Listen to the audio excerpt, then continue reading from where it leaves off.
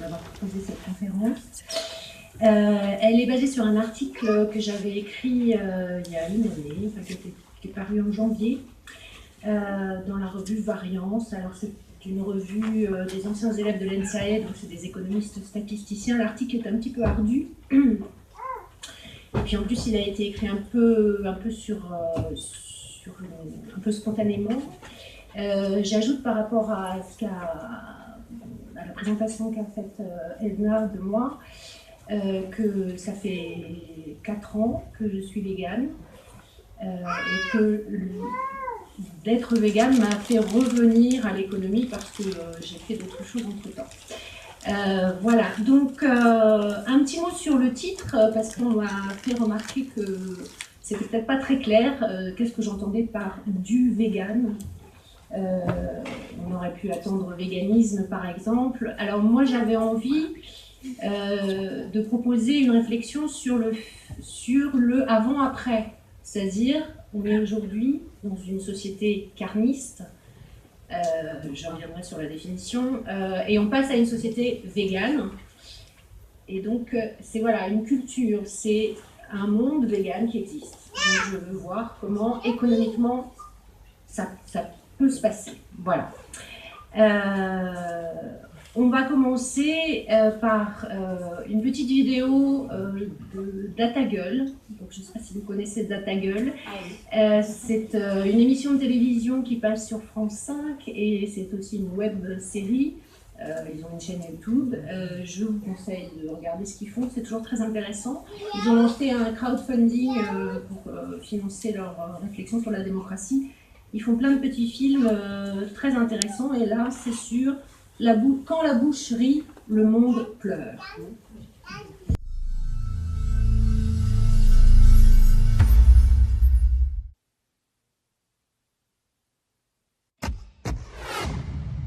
Si la chair est faible, ses impacts sont forts. Bonjour. 318,7 millions de tonnes. C'est la quantité de viande produite dans le monde en 2015 grâce aux 66 milliards de bêtes que nous élevons chaque année. 26% de plus qu'en 2003, il y a 12 ans. En 2013, le lait de vache, la viande de porc, de bœuf et de poulet étaient 4 des 5 produits agricoles les plus vendus dans le monde, cumulant un total de 679 milliards de dollars. Un sacré festin. Entre 1970 et 2014, dans le monde, la consommation moyenne de viande par habitant est passée de 28,7 kg par an à presque 43 kg par an. Mais l'appétit n'est pas le même partout. Quand on avale 33,7 kg par an dans les pays en développement, le total monte à plus de 76 kg par an dans les pays développés, plus du double. Et ce régime carné a quelques légers impacts. Avec plus de 7 gigatonnes d'équivalent CO2 émis par année, l'élevage représente 14,5% des émissions de gaz à effet de serre liées aux activités humaines, plus que les émissions directes du secteur des transports. Les bovins sont incontestablement les champions toutes catégories. En 2010, que ce soit pour leur viande ou leur lait, ils cumulaient à eux seuls 80% des émissions pour seulement 29% de la demande en viande mondiale. Pourtant, pour nos organismes, manger du bœuf n'est pas franchement rentable. Seuls 5% des protéines ingurgitées par la bête au cours de son existence se retrouvent dans nos assiettes. Pire, la consommation excessive de viande rouge aggrave les risques de diabète et de maladies cardiovasculaires, 2 pathologies qui représentent à elles seules 30% des décès sur la planète. Selon l'OMS, la surconsommation de viande transformée comme le jambon ou les saucisses pourrait même s'avérer cancérogène. Nourrir nos steaks sur pâte demande aussi de l'espace. 75% des terres agricoles du globe sont dédiées à faire pousser la nourriture de notre cheptel mondial, alors que porc, bœuf, poulet et autres animaux ne fournissent que 8% des calories et moins de 18% des protéines que nous mangeons annuellement. Seuls 4% du soja mondial est consommé par des humains. Ces mêmes cultures de soja qui sont responsables de 91% de la déforestation amazonienne. Mais ce n'est pas tout. Il faut 15 500 litres d'eau pour produire 1 kg de viande de bœuf. L'élevage représente 8% de la consommation mondiale d'eau. Là encore, majoritairement pour faire pousser les fourrages qui viendront garnir les auges. Histoire de boucler le cycle naturel naturel, après digestion, les déjections des élevages intensifs finissent souvent par polluer les sols et les eaux alentours, notamment à cause des nitrates. Mondialisation oblige, l'élevage s'industrialise et ça vient de loin. Au début du XXe siècle, à Chicago, l'organisation à la chaîne dans les abattoirs permettait de tuer, éviscérer et découper une vache en 15 minutes. 12 millions de bêtes étaient ainsi avalées chaque année, une mécanique bien huilée qui inspira Henry Ford. En suivant l'exemple des abattoirs, il instaura le Fordisme dans ses usines automobiles. Aujourd'hui, en France, 95% des porcs sont élevés sur caillebotis dans des bâtiments clos, le mode d'élevage porcin le plus répandu au monde. Et pour avoir des fermes intensives de porcs, il faut des fermes intensives de truies. Depuis 2011, à Trébivent, dans les Côtes-d'Armor, une maternité de 883 truies fait naître 23 000 porcelets par an. Une miette, comparée aux 100 millions de porcs et 10 millions de truies achetés par la Chine, le premier importateur mondial entre début 2014 et mi-2015. Qu'elles accueillent des porcs ou des volailles, la promiscuité des fermes industrielles fait aussi la joie des bactéries. Et comme il vaut mieux prévenir que guérir, les animaux sont gavés d'antibiotiques. En 2009, le bétail américain en a reçu 13 000 tonnes, soit 80% des antibiotiques consommés dans le pays. Mais à force, les bactéries déjouent les pièges. En 2014, sur un échantillon de 100 pièces de dinde et de poulet examinés en France, 1 sur 4 contenait des bactéries Escherichia coli. 64% de ces bactéries étaient résistantes à nos antibiotiques. Une brèche dans notre propre immunité. Bien joué. Longtemps signe de richesse, la viande, en se démocratisant, s'est aussi industrialisée. Aujourd'hui, notre appétit excessif de carnivores grignote la planète et commence à créer de sérieux risques sanitaires. C'est peut-être le moment de revoir nos menus.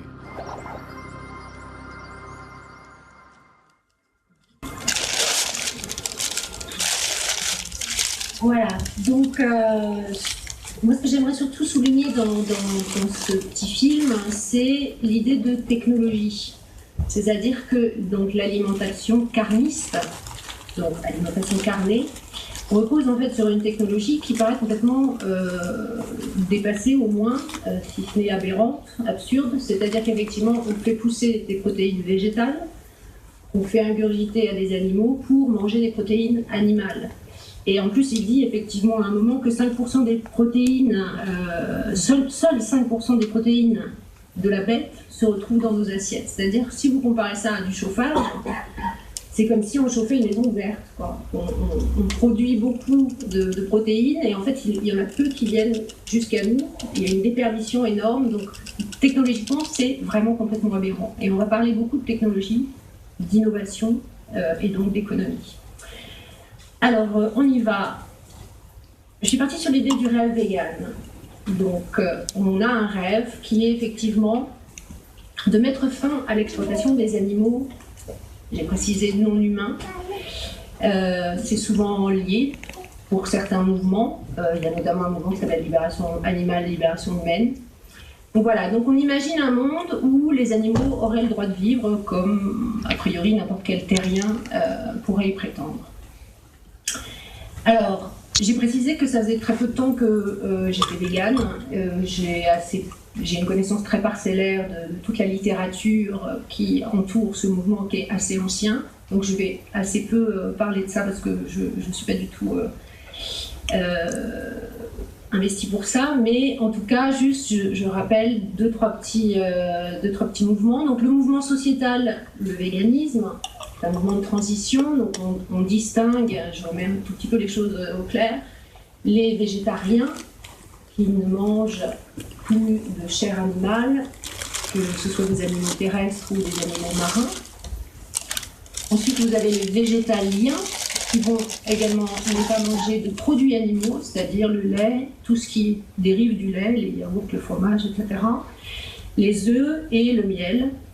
Et ensuite, vous avez les véganes qui donc étendent le refus de consommer des produits animaux, pas seulement à l'alimentaire, mais à tout ce qui va autour, c'est-à-dire déjà les vêtements, mais également tous les produits qui peuvent être testés sur animaux. Donc on va ne pas vouloir les consommer non plus parce qu'on ne veut plus contribuer à cette exploitation économique des animaux qui est très répandue dans notre société.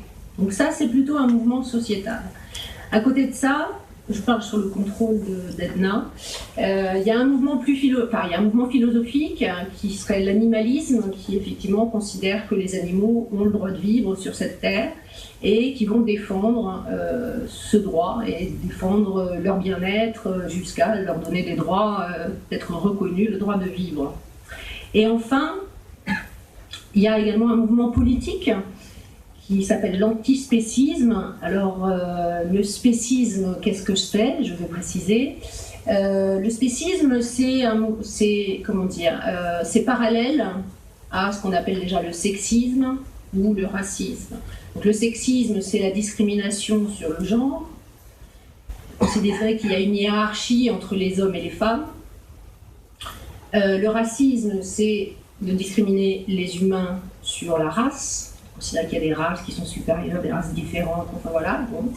Et le spécisme consiste à discriminer les espèces sur leur appartenance à l'espèce. Aujourd'hui, dans notre société, on traite les chiens et les chats de façon... Il y a certains animaux qui sont traités comme des rois, tant mieux pour eux. Et puis, les cochons, les vaches, d'autres animaux qui ont moins de chance, comme les poules, sont traités beaucoup plus mal et on ne considère pas que ce sont des animaux, on les envisage seulement sur leur appartenance à une espèce. Donc par rapport à ça, l'antispécisme revendique la fin de la discrimination des êtres vivants sur leur espèce et propose donc un mouvement politique de transformation de la société dans ce sens-là.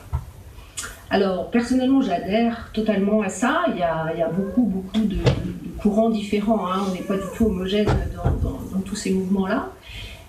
En tout cas, moi, en tant qu'économiste, je me suis très vite demandé, ce rêve vegan, quelles vont en être les conséquences économiques ? Parce que si on veut transformer la société, l'économie c'est quand même le nerf de la guerre, donc il va falloir trouver un moyen de mettre tout ça en place et au moins avoir une idée de ce que ça représente économiquement en termes de coûts. Donc effectivement, à partir du moment où on a un projet politique, on va nous demander combien ça coûte. Donc je me suis posé la question et puis va en découler comment on l'organise, comment on peut le mettre en place, qu'est-ce qu'il faut prévoir pour aller vers cette société végane.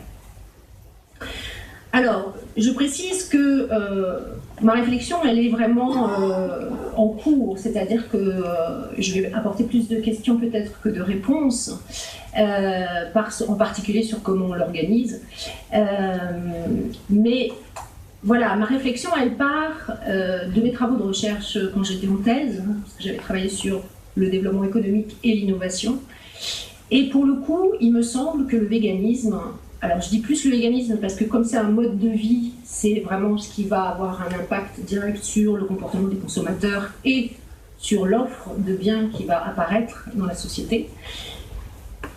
Donc pour moi, le véganisme, en fait, c'est un game changer. Alors pardon pour l'anglicisme, la traduction que j'ai trouvée en français, c'est un élément moteur de changement. C'est-à-dire que respecter le droit des animaux dans la société va impliquer une révolution de toutes les techniques de production. Et ça, c'est ce qu'on appelle du développement économique parce qu'on modifie le système productif pour proposer de nouveaux biens. On va créer de nouvelles techniques de production pour créer ces nouveaux biens. Et ça va être très important dans la société parce que les animaux sont partout. Alors, effectivement, ça va changer les animaux, la donne économiquement. Les animaux sont partout autour de nous, donc on va lister tous les secteurs de l'économie où les animaux interviennent, les animaux ou leurs produits issus des animaux. Donc on a déjà vu la nourriture, donc voilà, la viande, les poissons, crustacés, œufs. Voilà, je vous laisse découvrir, vous les connaissez aussi bien que moi. Il y a également le secteur de l'habillement. On s'habille toujours au XXIe siècle avec des peaux de bêtes, un petit peu une technologie un peu ancienne. On se dit qu'aujourd'hui, on peut aller sur la Lune, on pourrait peut-être essayer de faire des trucs aussi bien que la laine. Donc l'ameublement sera également concerné, la décoration. Donc j'ai, je pense de façon exhaustive, relevé tous les produits qui sont utilisés à partir des animaux pour ces secteurs de l'économie. Autres secteurs qui sont concernés, la chimie. Alors la chimie, non seulement elle utilise des produits animaux, notamment la colle pour coller les affiches, elle est faite avec des os, par exemple, j'ai appris ça il n'y a pas longtemps. Et surtout, ce qui se passe dans la chimie, c'est qu'on utilise tous des produits très dangereux, on propose tous des produits assez dangereux, et tous ces produits sont testés sur les animaux. Donc les animaux sont là. Donc ça, on s'en sert, là déjà, tout ce qu'on a vu là, on s'en sert tous les jours.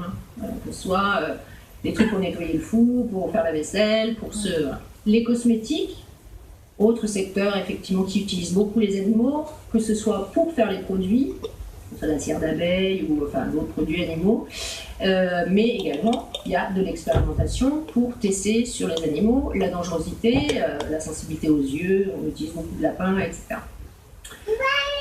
Encore deux autres secteurs, donc je continue. Les secteurs de la pharmacie, donc pareil, aussi bien on utilise des produits animaux, là j'ai vu une innovation dans la santé qui utilise la bave d'escargot, voilà. Et la médecine, bien sûr, il y a même eu hier, je crois, un article dans Ouest France où un certain nombre d'organisations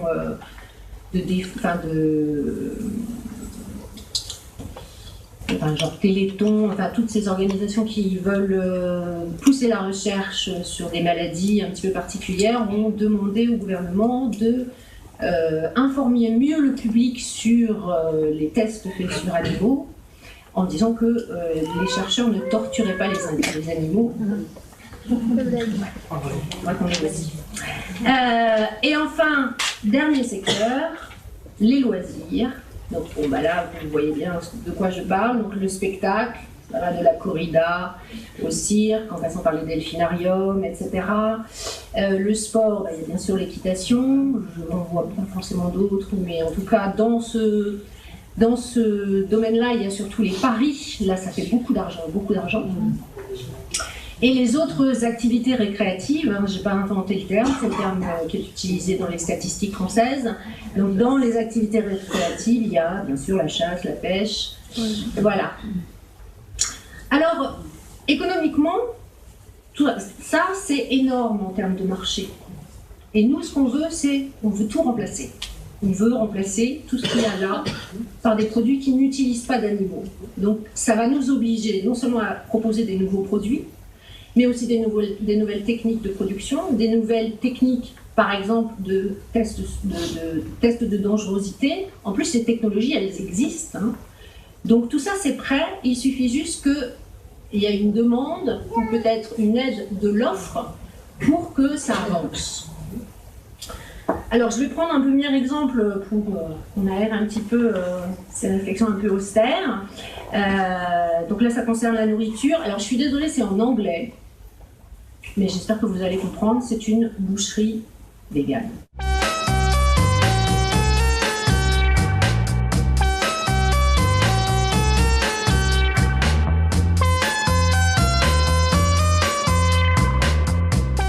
We call our stuff meat-free meat. It's not a meat alternative. I'd call it a meat improvement.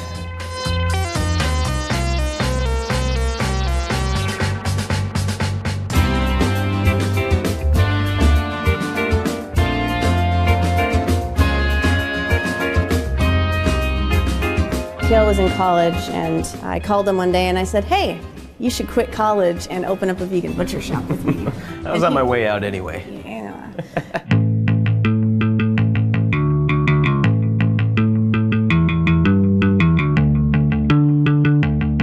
All of our stuff looks like the real thing, tastes exactly like the real thing, so people hardly know the difference.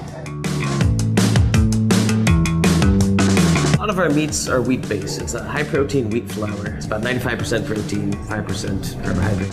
And when you mix it with water and various juices and things, it develops into a very thick, muscular dough that can be shaped into steaks, sausages, anything. You can use different juices, vinegars, different flours to create really any texture, any flavor, really any meat that you can think of. We definitely know that our customer base is about 60 to 70% omnivores. There's like a shift of empathy. You know, people are starting to eat with their morals and, you know, with their conscience. How we come up with the ideas for the meats and cheeses that we have in the case, it's kind of what we're hungry for and also what our customers ask for.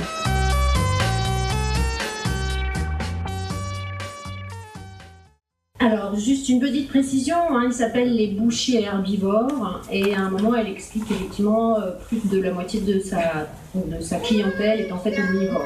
Donc il y a vraiment un remplacement tout simple qui s'effectue. Voilà. Alors, c'est ce que j'ai rajouté tout à l'heure, je voulais juste revenir sur ce que c'est qu'une innovation économique. Parce que je me suis aperçue, quand je parlais d'innovation, qu'on a tous en tête tout de suite l'innovation technologique, ultra-technologique, genre l'iPhone 32, enfin voilà. Alors qu'une innovation en économie, c'est pas forcément du high-tech. Hein, ça peut être de la boucherie végétale, où là, il n'y avait rien de spécialement... Donc, une innovation économique, ça peut être un nouveau produit, donc la viande végétale, le fromage végétal. Ça peut être un nouveau procédé de fabrication. On verra tout à l'heure un petit film sur le fromage végétal. Et en fait, voilà, il y a un nouveau procédé de fabrication qui a été créé. C'est une innovation.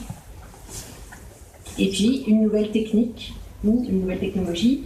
Et puis surtout, des mariages entre les technologies existantes et cette idée nouvelle de remplacer des produits animaux dont on ne veut plus se servir. Donc l'idée, en fait, globale, c'est d'avoir un nouveau marché. En fait, voilà, on est dans du capitalisme, hein, donc on crée des marchés, il faut des nouveaux marchés parce que ça crée de l'activité et ça crée de l'emploi, a priori. On est là à chaque fois dans des histoires de start-up, hein, c'est très à la mode, donc on est vraiment dans un mouvement économique qui peut être très porteur de richesse. Ce qui se passe dans les innovations économiques, je fais un bref détour dans l'économie de l'innovation, parce qu'en plus, le président Macron m'a parlé il n'y a pas très longtemps, donc je me disais que ça valait la peine de rebondir.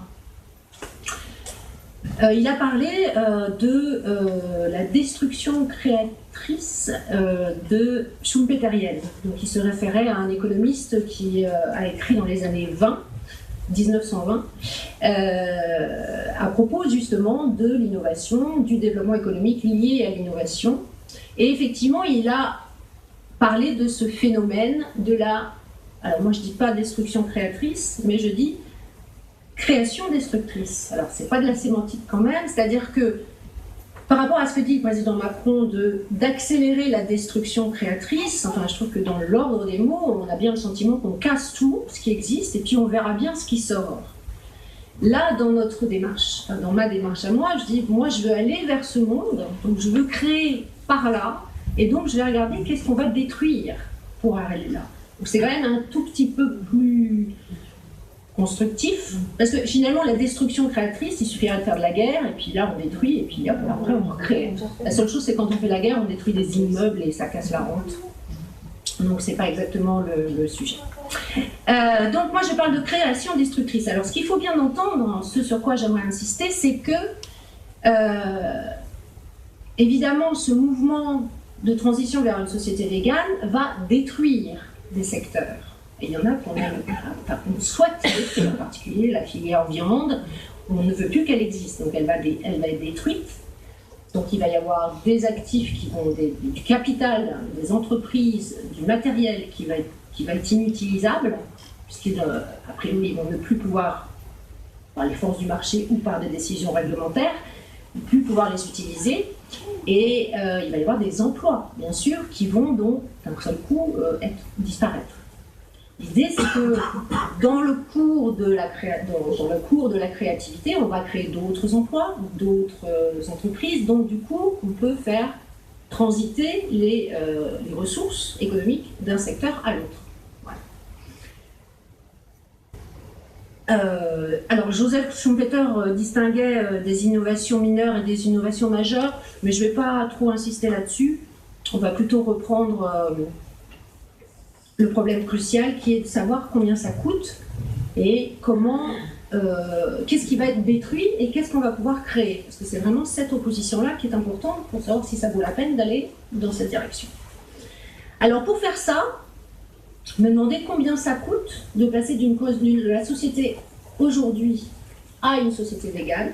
Je vais faire un exercice d'économie théorique. On va faire un avant-après, un peu comme vous l'avez, le gros ventre, plus gros ventre, enfin voilà. Donc on va prendre l'état économique statistiquement de l'économie française aujourd'hui.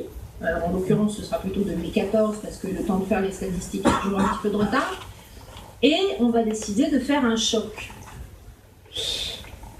vegan. Alors, l'idée, c'est de dire, du jour au lendemain, toute activité liée de près ou de loin à l'exploitation animale, stop, dans l'économie. Alors, c'est un exercice théorique, hein, donc on est juste en train de regarder combien d'emplois sont concernés, combien de secteurs sont concernés, comment ça... Voilà, qu'est-ce que ça donne au début ou à la fin, et après, ça nous permettra de réfléchir à la transition. Bien évidemment, en particulier en termes d'emploi, nous, on est pour le bien-être animal, humain et non humain. Donc, on ne va pas laisser partir des gens, je pense en particulier aux éleveurs, aux bouchers, aux gens qui travaillent dans les abattoirs, aux gens qui sont de la pêche. On ne va pas laisser ces gens à la rue. L'idée, c'est effectivement de penser à des reconversions, voilà. Donc ça, c'est vraiment un programme politique qu'on peut réfléchir. Alors, pour faire ça,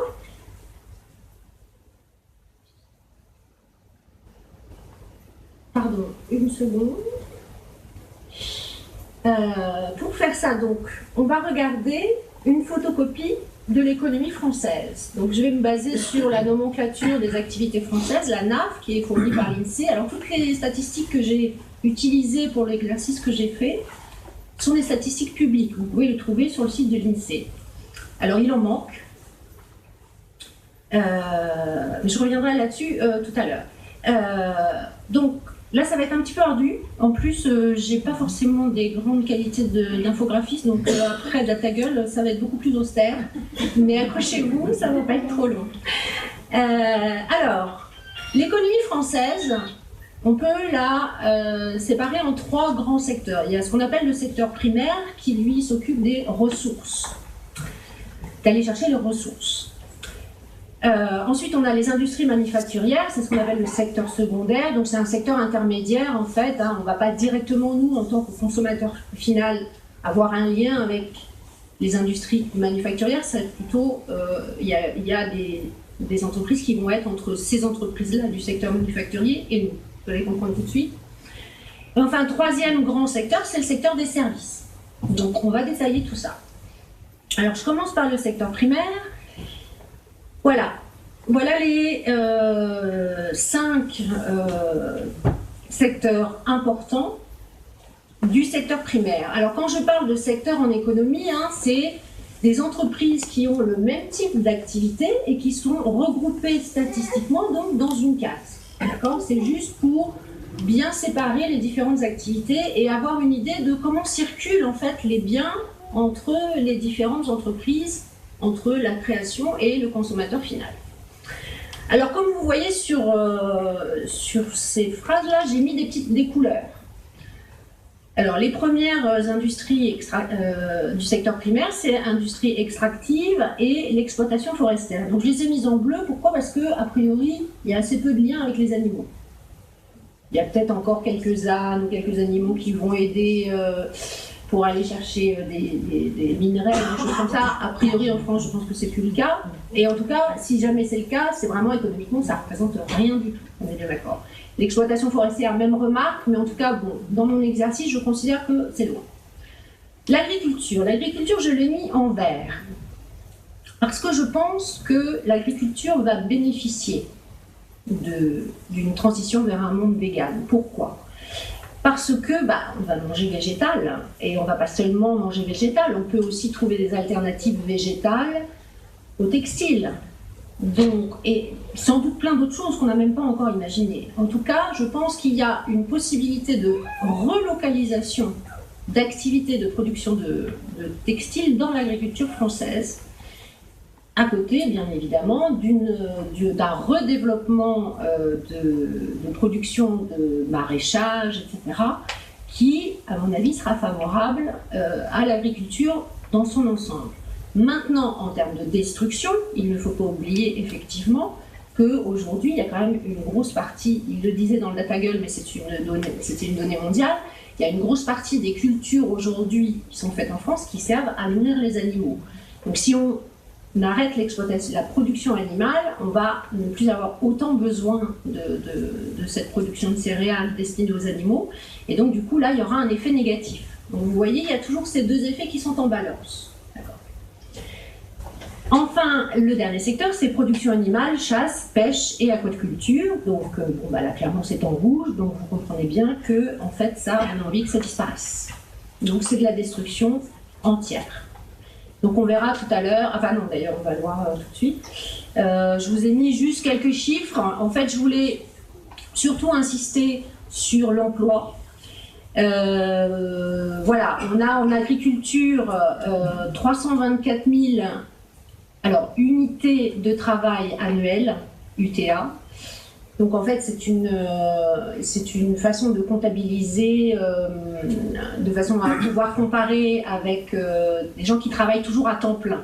Parce qu'en fait, ce qui se passe dans le travail agricole et dans le travail de l'élevage, c'est que les gens travaillent à 2 jours ici, un jour là-bas, etc. Ça va dépendre des saisons, etc. Donc au niveau des statistiques, pour avoir une idée plus claire de combien de personnes sont concernées, on a ce genre de petits retraitements des données de base pour pouvoir comparer avec les autres secteurs. Donc, réunis, l'agriculture et l'élevage, c'est à peu près 630 000 personnes. Donc, ça représente quand même du monde.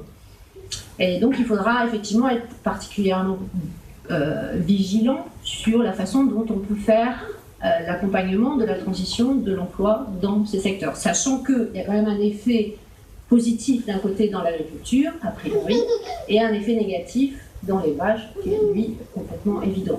Alors juste un mot sur la pêche. La pêche, c'est en France extrêmement réduit en termes d'activité. On ne fait même pas 2 milliards. Donc vous voyez, même par rapport à l'élevage, c'est tout petit. Ça emploie quand même assez peu de personnes. Et la dernière colonne, je reviendrai plus dessus plus tard. Mais moi j'ai été très étonnée de savoir que en fait le total actif brut, c'est en fait le capital des entreprises qui sont dans cette activité. Pour un pêcheur, c'est son bateau. Et en fait, que ce soit l'ensemble des pêcheurs, même ces gros bateaux, les énormes bateaux là qu'utilise Intermarché pour aller rafler du fond de l'océan, tout ça, ça ne vaut rien. Ça ne vaut rien. En fait, les seuls prix, j'en ai discuté avec un fonctionnaire qui était au ministère de la Pêche. La pêche est tellement petite que ça circule entre la transition écologique sous Hollande, maintenant c'est revenu à l'agriculture avec Macron. Lui me disait, le problème de ces bateaux, c'est que la valorisation qu'on utilise, c'est celle des assureurs. Et les assureurs, ils savent bien que les bateaux, on ne peut rien en faire une fois qu'ils sont cassés. Donc, la valeur de ces bateaux est très faible. D'ailleurs, il y a une espèce d'omerta, je n'ai pas trouvé le chiffre, il y a une espèce d'omerta sur ça, parce que les entreprises ne veulent pas qu'on sache que leurs bateaux ne valent rien. Forcément. Je continue avec le deuxième secteur. Je vous ai mis, juste pour information, l'emploi. Donc ESTP, c'est un peu comme UTA, mais c'est dans d'autres secteurs, donc on a un comptage qui est différent. Ça veut dire emploi salarié à temps plein. C'est la même idée, c'est de pouvoir comparer des heures de travail à temps plein, et donc non pas seulement des individus, mais un temps de travail. Alors, on va détailler les industries manufacturières, ça va être un tout petit peu fastidieux, mais vous allez vite comprendre, on va passer vite. Les premières industries manufacturières qui sont concernées, c'est les industries alimentaires, bien sûr. Alors, j'ai détaillé de la même façon, elles ne sont pas toutes concernées de la même façon. Donc, viande, poisson et crustacés, c'est en rouge, on attend une destruction totale de ce secteur-là. D'accord ? Fruits et légumes, en revanche, je l'ai mis en vert, on attend au contraire un développement de ces secteurs-là. Huile et graisse, donc c'est un secteur qui est complètement agrégé. Je n'ai pas pu faire le détail entre la graisse qui vient des animaux et les huiles qui viennent des végétaux. Donc j'ai pas trouvé de données désagrégées. Donc du coup j'ai tout mis en marron. Le marron, je l'utilise pour dire que c'est un secteur où il y a des effets positifs et des effets négatifs. Et pour le moment, il faudra aller plus loin dans le travail de recherche, mais pour le moment, je n'ai pas de précision. Donc du coup, je prends tout comme ça, j'ai l'intention de surévaluer un peu la destruction qu'on va en attendre, justement pour se dire, bon bah là, on met au plus gros et on verra bien ce que ça donne à la fin. Voilà.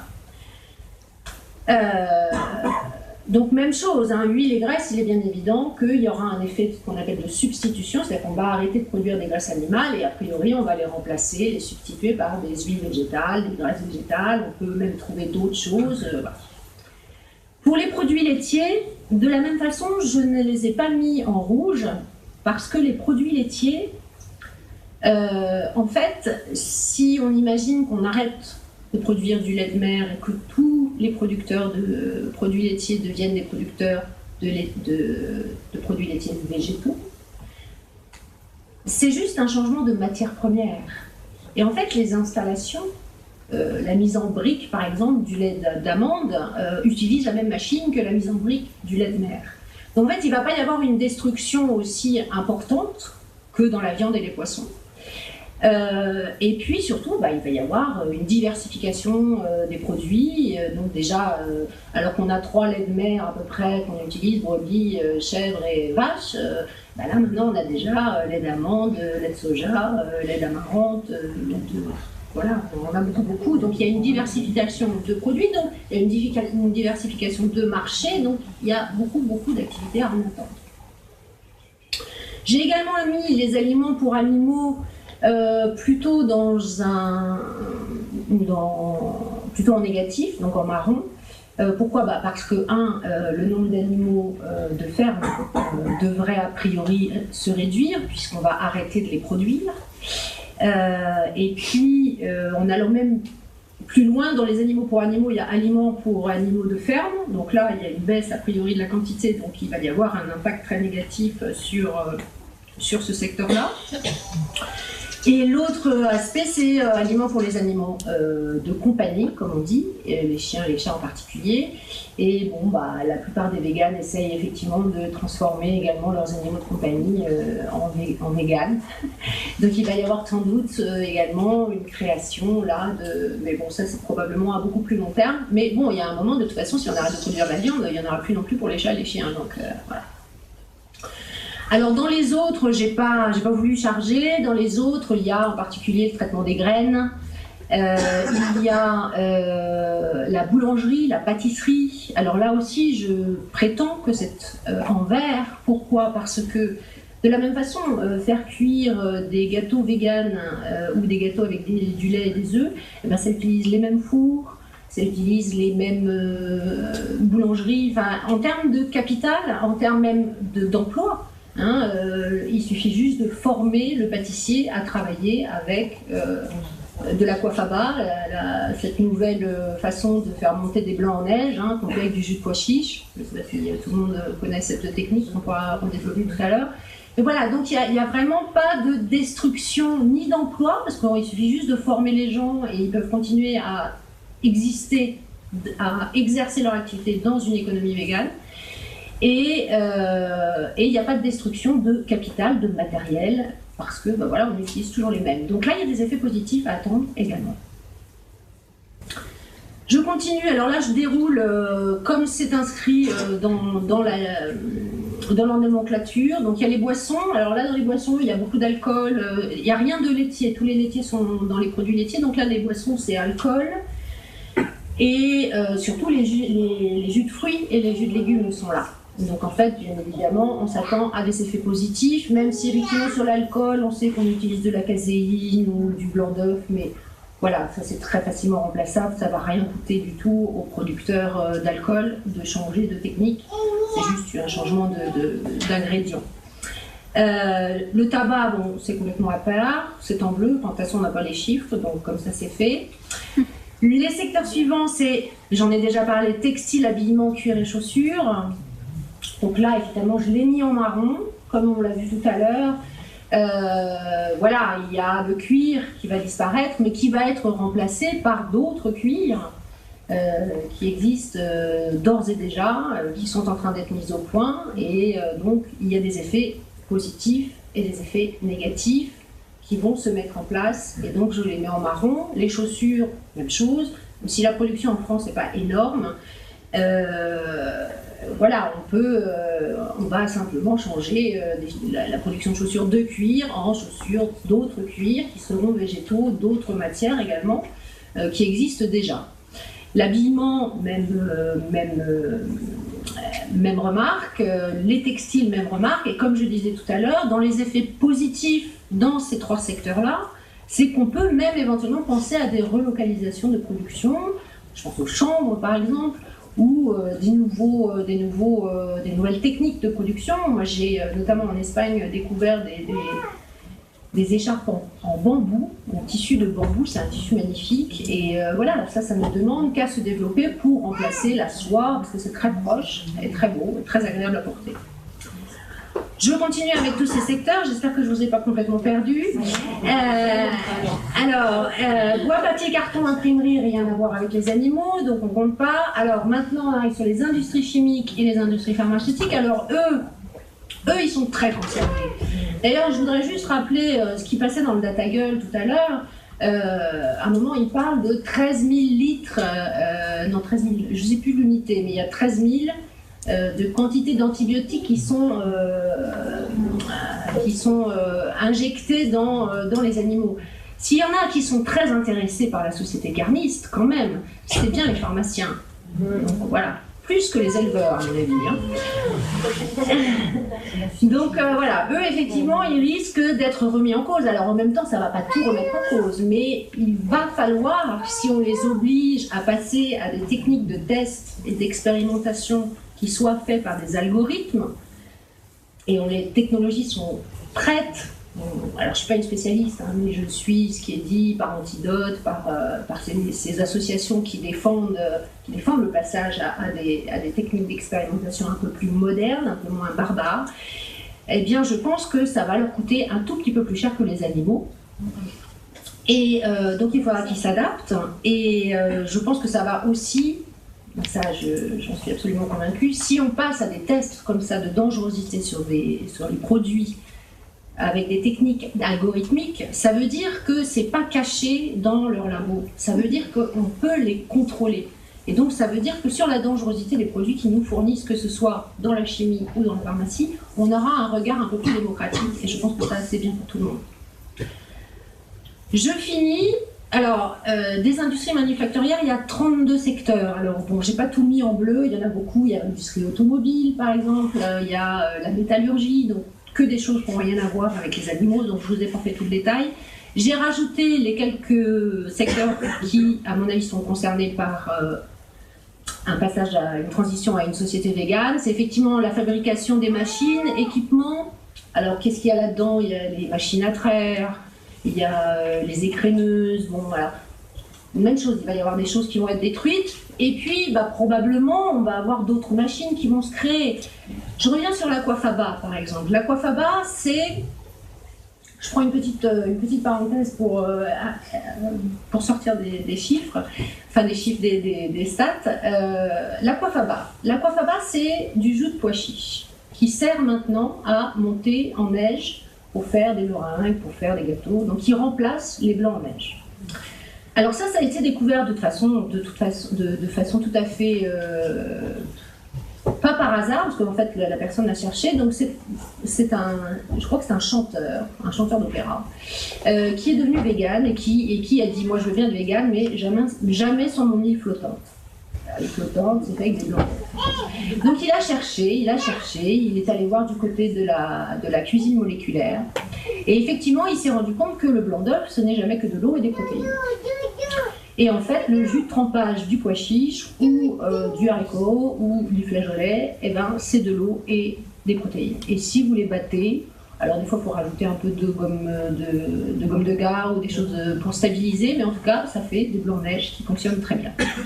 Ça commence à... Alors, je ne suis pas sûre que ce soit déjà commercialisé, parce que finalement, chacun utilise son jus de pois chiche. Mais un jour ou l'autre, ça va l'être. Et donc, on peut très bien imaginer une entreprise qui fait du houmous ou du couscous, je ne sais pas, en boîte, avec du pois chiche, et qui va avoir besoin de récupérer de façon industrielle son jus de pois chiche pour faire de la génoise, des meringues, autre chose, dans la même entreprise. Donc là, il faut bien imaginer que dans les secteurs de fabrication de machines et d'équipements, il va y avoir des nouvelles machines qui vont apparaître pour permettre à ces entreprises de travailler avec ces nouveaux procédés. Donc là, il y a de la création aussi, il n'y a pas que de la destruction.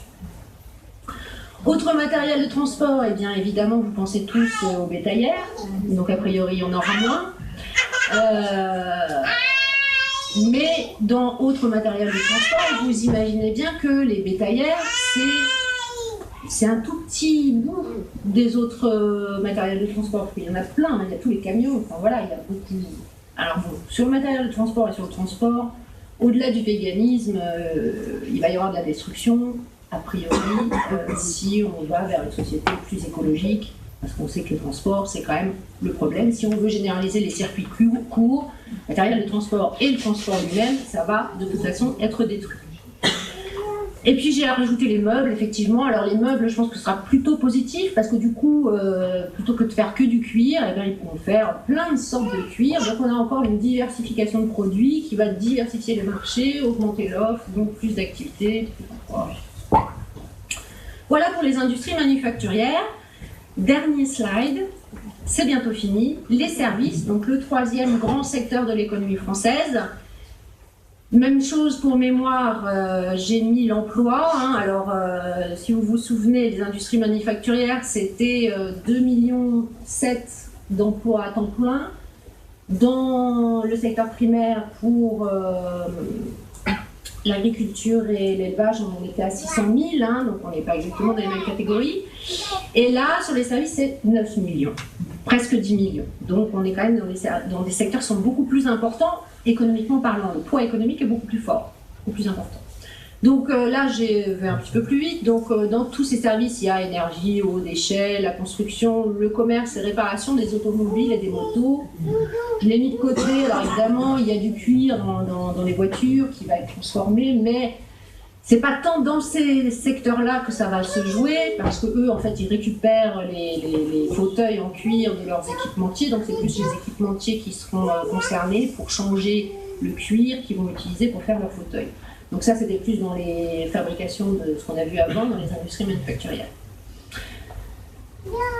Autre service, c'est le commerce de gros. Alors le commerce de gros, c'est un des services les plus importants, un des secteurs les plus importants. Alors là, bien évidemment, il y a le transport des animaux vivants, qui est assez important, mais qui reste assez circonscrit. Il y a plein d'autres entreprises qui travaillent dans le commerce de gros et qui ne font pas d'animaux vivants. Mais en tout cas, là, il y a un peu de destruction qui est à attendre. Le commerce de détail, au contraire, je le mets en vert. Pourquoi ? Parce que il n'y a pas de destruction. Enfin, voilà, on remplace les produits qui vont être vendus chez Carrefour. C'est-à-dire que plutôt que de mettre un steak de bœuf, je vais mettre un steak de soja ou pour Carrefour, ça ne change pas grand-chose. Donc, au contraire, parce que les steaks animaux, ça c'est relativement limité, alors que les steaks végétaux, on a une offre infinie. On peut imaginer toutes sortes de steaks parfumés à tout, de toutes les couleurs. Enfin, on peut vraiment partir. Aujourd'hui, on va créer des choses qui sont proches de ce qu'on se connaît, parce que la création, elle part toujours de ce qu'on connaît. Mais après, on peut partir dans des grands délires, faire des steaks verts, avec des goûts tout à fait originaux. L'intérêt du steak, c'est que c'est un peu grillé en haut, en dessus, et puis ça, c'est un peu mou, puis ça, c'est juteux. Enfin voilà, il y a ça. Donc voilà, vous comprenez pourquoi donc, le commerce de détail, il y a diversification de produits, donc a priori, c'est plus favorable à l'activité. Transport et entreposage, donc ça c'est un secteur à part entière de ce grand ensemble des services. Donc j'ai déjà parlé des machines de transport, donc évidemment le transport des animaux vivants, alors que ce soit par la route, par la mer ou par avion d'ailleurs. Il y a aussi quelques compagnies d'aviation qui font venir des singes pour servir de cobaye en France. Et puis l'entreposage, je pense que l'entreposage ne sera pas trop touché, mais bon, comme c'est le même secteur, je l'ai laissé. Je sais qu'il y a notamment de l'entreposage de fromage. Il y a une activité comme ça dans ce secteur-là. Bon, a priori, les fromages végétaux, un jour, on va les faire affiner, donc on aura probablement les mêmes besoins. Donc je ne pense pas qu'il y aura trop de destruction dans ce secteur-là, si ce n'est effectivement le transport des animaux vivants. Hébergement et restauration. Donc là, je le mets en vert parce que je considère effectivement, comme pour le commerce de détail, que finalement c'est juste des changements de produits qui vont arriver. Alors peut-être que pour l'hébergement, donc c'est tous les hôtels, il y aura également un effort de formation à faire pour que les cuisiniers pratiquent la cuisine végane et puissent maîtriser. Mais là, c'est juste un effort de formation. Et a priori, on peut élargir la palette de l'offre qui existe aujourd'hui dans la gastronomie française et partir dans plein de nouveaux mets qui sont tous très bons. Voilà, donc très positif là-dessus. Je passe assez vite. Information, communication, vous voyez, c'est en bleu. Les activités financières, assurance immobilière, ça ne change pas grand-chose. Du moment que c'est rentable, qu'il y ait des animaux ou pas, ça les concerne pas. Je pense pas. Je continue activités spécialisées, scientifiques, techniques, de services administratifs et de soutien. Donc là, j'ai regroupé un certain nombre de secteurs. Donc là, évidemment, il y a les activités scientifiques. Donc on met tous en tête l'expérimentation animale. Et j'ai aussi repéré dans les services administratifs et de soutien, notamment tous les syndicats qui soutiennent la chasse, qui soutiennent toutes ces organisations d'activités récréatives. Donc, surtout pour la chasse, ça a l'air d'être assez important. Je passe les derniers, administration publique, enseignement, santé humaine, bel exemple de spécisme, santé humaine. Et enfin le dernier, c'est art, spectacle et activités récréatives. Donc je m'arrête un tout petit peu sur celui-là pour que vous compreniez l'idée de la surévaluation que je fais volontairement, c'est-à-dire qu'il m'a été absolument impossible de trouver les chiffres. J'ai appelé au ministère de la Culture, on m'a renvoyé ici pour les cirques, qui portent particulièrement. Alors ces deux indicateurs sont plutôt des indicateurs qui nous parlent de croissance. La croissance, c'est cette mesure de l'évolution économique qui est assez à court terme. Alors, on est toujours assez focalisé sur la croissance parce que soi-disant la croissance, la croissance c'est l'augmentation de notre revenu, année après année. Enfin, en tout cas du revenu du pays. Parce que tout le monde n'a pas son revenu qui augmente même quand il y a de la croissance. Mais en tout cas, voilà. On est dans la macroéconomie, donc après la répartition, il faut voir. Mais voilà, donc ça donne une idée de la progressivité de l'activité économique. Et normalement, la croissance doit créer de l'emploi. C'est de moins en moins vrai, mais on y croit toujours un peu. À ces deux premières mesures qui parlent plus de croissance, j'en veux en opposer une autre que vous avez déjà pu apercevoir, c'était l'actif brut total.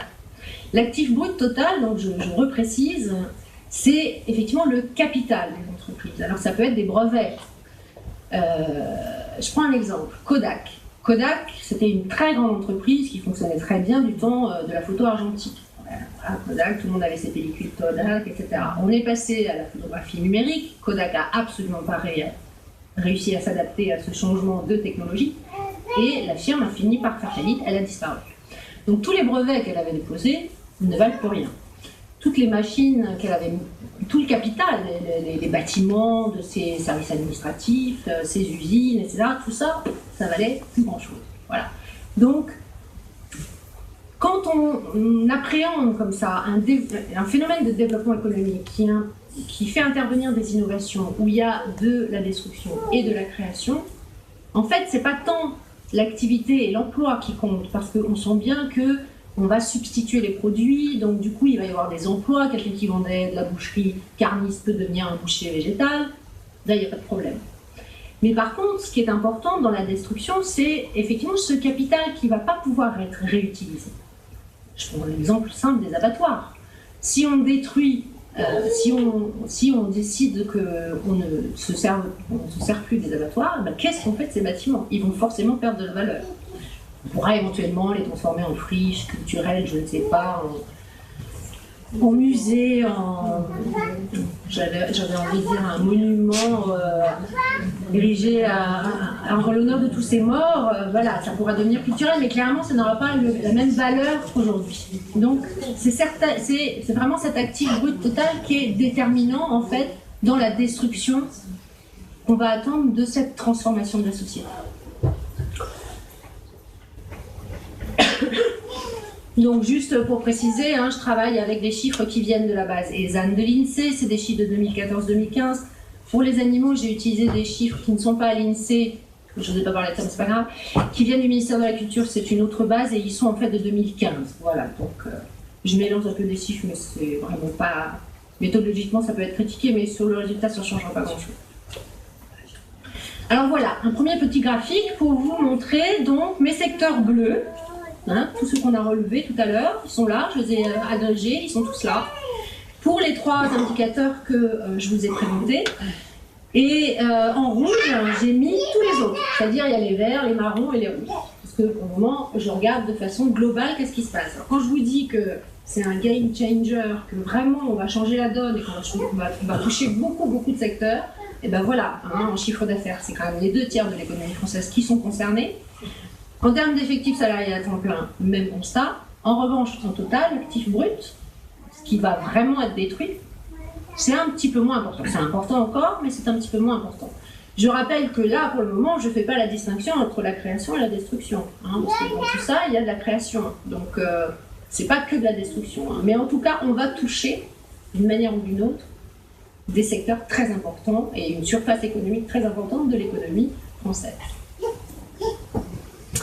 Alors, avant de regarder plus précisément comment sont touchés les uns et les autres des secteurs qu'on a repérés, je voudrais juste essayer de repréciser ce circuit et de vous remettre les idées un peu plus claires sur ce que c'est cette transformation par des innovations technologiques. Voilà, dans ce triangle rouge, je vais mettre toutes les activités qui sont liées de très près aux animaux, commencer par la production animale, la chasse et la pêche, donc qui est quand même à l'origine de tout. Et donc, ça va s'ouvrir, se développer dans le circuit économique, et on va le préciser. Alors, première chose, première destination de nos amis les animaux, c'est effectivement les abattoirs. Deuxième destination, l'expérimentation. Et la troisième, c'est l'exploitation. Donc, ce que j'ai mis dans l'exploitation, c'est tout ce qui va plutôt être lié au loisir.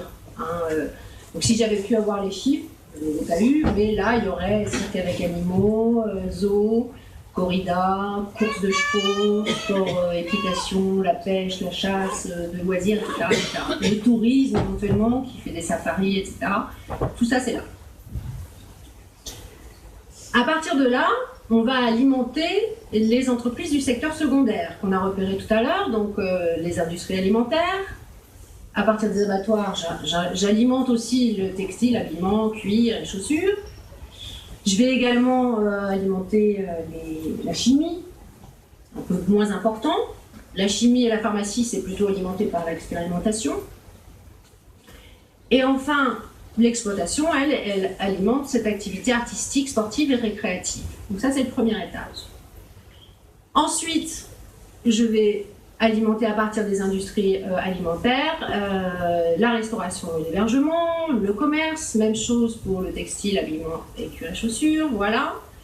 Chimie et santé, j'ai mis cette petite flèche jaune vers médecine et santé surtout, donc je me disais qu'effectivement si on arrivait à réduire la dangerosité des produits, on aurait peut-être une meilleure santé. Et donc là, on est vraiment dans du qualitatif. Là, je ne peux pas le mesurer. Ce que j'ai mis en jaune, je ne peux pas le mesurer. Le reste, je peux, mais là, non. Là, c'est vraiment du qualitatif. Et puis, j'ai rajouté une petite flèche comme ça, qui vient aussi des industries alimentaires. A priori, si on arrête de manger des produits animaux, on sait qu'on sera en meilleure santé. Donc, ça aura sans doute un impact sur les dépenses de santé et sur la médecine. J'ai deux autres secteurs qu'il faut que je rajoute, c'est les transports et l'entreposage, qui restent au niveau industriel, et puis ce groupe des autres industries manufacturières, la fabrication de matériel de transport, d'équipements, etc. Et enfin, l'agriculture qui reste à côté et qui, a priori, sera impactée positivement. Eh bien, mes innovations, elles arrivent là. Voilà, c'est surtout ça que je voulais que vous ayez clairement en tête, c'est que les innovations, elles séparent les animaux des produits qu'on utilise d'eux. Et donc, tout ça, là, nos amis les animaux qui sont là, hop, hop, hop, voilà, vous les là, eh ben, ça va représenter un peu plus de 67 milliards. Alors comme il me manque des chiffres, j'ai peut-être été un peu vite là, je reviens, hop hop hop. Là je vous mets les chiffres de chiffre d'affaires, 31 milliards, et de l'emploi. Pour les abattoirs, on a à peu près 122 000 emplois salariés à temps plein et on a un chiffre d'affaires qui équivaut à 25 milliards. Pour l'expérimentation, comme je vous l'ai dit, je n'ai pas trouvé de chiffres. J'ai contacté le ministère de la Recherche qui n'a absolument pas du tout voulu entendre parler de me fournir des données en me disant que de toute façon on ne pouvait pas distinguer, on ne pouvait pas avoir ces chiffres, ce qui me paraît tout à fait curieux et un manque de transparence important. Pour l'exploitation, les seuls chiffres que j'ai trouvés, ça vient de l'annuaire ECUS et c'est tout ce qui concerne l'équitation, les courses. Il y a aussi la filière viande dans l'annuaire, mais je l'ai mis à part puisque je l'ai mis dans la production industrielle. Mais en tout cas, c'est très, très, très bien fait dans leur annuaire. On est à 11,2 milliards en chiffre d'affaires, c'est-à-dire il y a les paris sur les chevaux et puis il y a toute l'activité de l'équitation. Donc voilà. Donc nos amis les animaux, ils sont là dans le petit triangle rouge et ça représente sans doute autour d'une centaine de milliards. Je n'ai même pas mis le pourcentage, mais j'ai mes tableaux un peu plus loin. Et donc tout ça, ça n'a plus lieu d'être à partir du moment où on a mis en place toutes nos innovations. Alors on va faire une page de pub pour voir ce que c'est qu'une innovation. Ça va. Bienvenue à la petite fromagerie. Bienvenue à la petite fromagerie, située en plein cœur de Clermont-Ferrand, à 2 pas de la place Gaillard. Qu'est-ce qu'on fabrique donc ici? Allez, venez, on va vous montrer. Ici, on ne fabrique pas de fromage, non, on fabrique du fromage. Tout un tas de fromages. Le chouchou, le mimi, le doudou, le colonel, l'amoureux, le crottin, le sauvage, l'italiano ou encore le bluffant. Avec quoi sont fabriqués ces fromages? Eh bien, sans lait de vache, ni de chèvre, ni de brebis. En effet, ils sont destinés aux personnes qui ne consomment pas de lait animal, que ces personnes soient végétaliennes ou bien allergiques ou intolérantes au lait. Oui, d'accord, mais alors qu'est-ce qu'il faut pour fabriquer du fromage végétal? Eh bien, il faut tout d'abord une Caro, une Lucie, une Momo, un Thomas et une Native. Il nous faut aussi de la noix de cajou, des graines de tournesol, du sésame, des épices, des herbes et des aromates. On fabrique nous-mêmes notre lait de cajou, qu'on laisse lacto-fermenter toute la nuit à 30 degrés. Ce lait de cajou fermenté est assaisonné, moulé, déshydraté et affiné pendant encore plusieurs jours. Et le résultat est surprenant. Qu'en pensent les Auvergnats, grands amateurs de fromage? Nous avons réalisé une dégustation à l'aveugle dans les rues de Clermont. C'est du fromage? Celui-là, il a un peu de fromage. C'est bon. C'est pas exactement du roquefort, mais c'est pas très loin. Il y a du fromage? Ouais. Un peu le bon sein. Avec, Vous aimez pas? Ah, t'aimes du roquefort? C'est du brebis. Ça y est. Bah, c'est des fromages végétaux à base de noix de cajou. Ah ouais, bah c'est super bon. À base de noix de cajou. Là.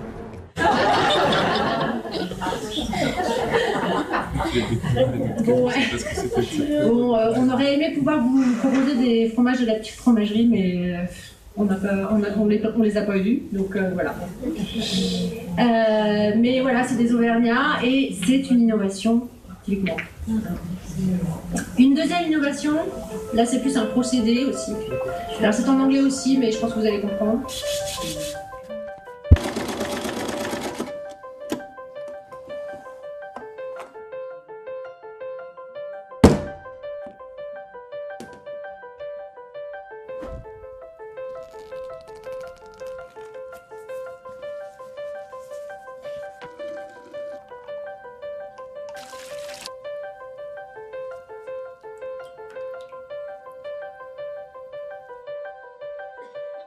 Donc c'est fait avec des champignons. Trop bien.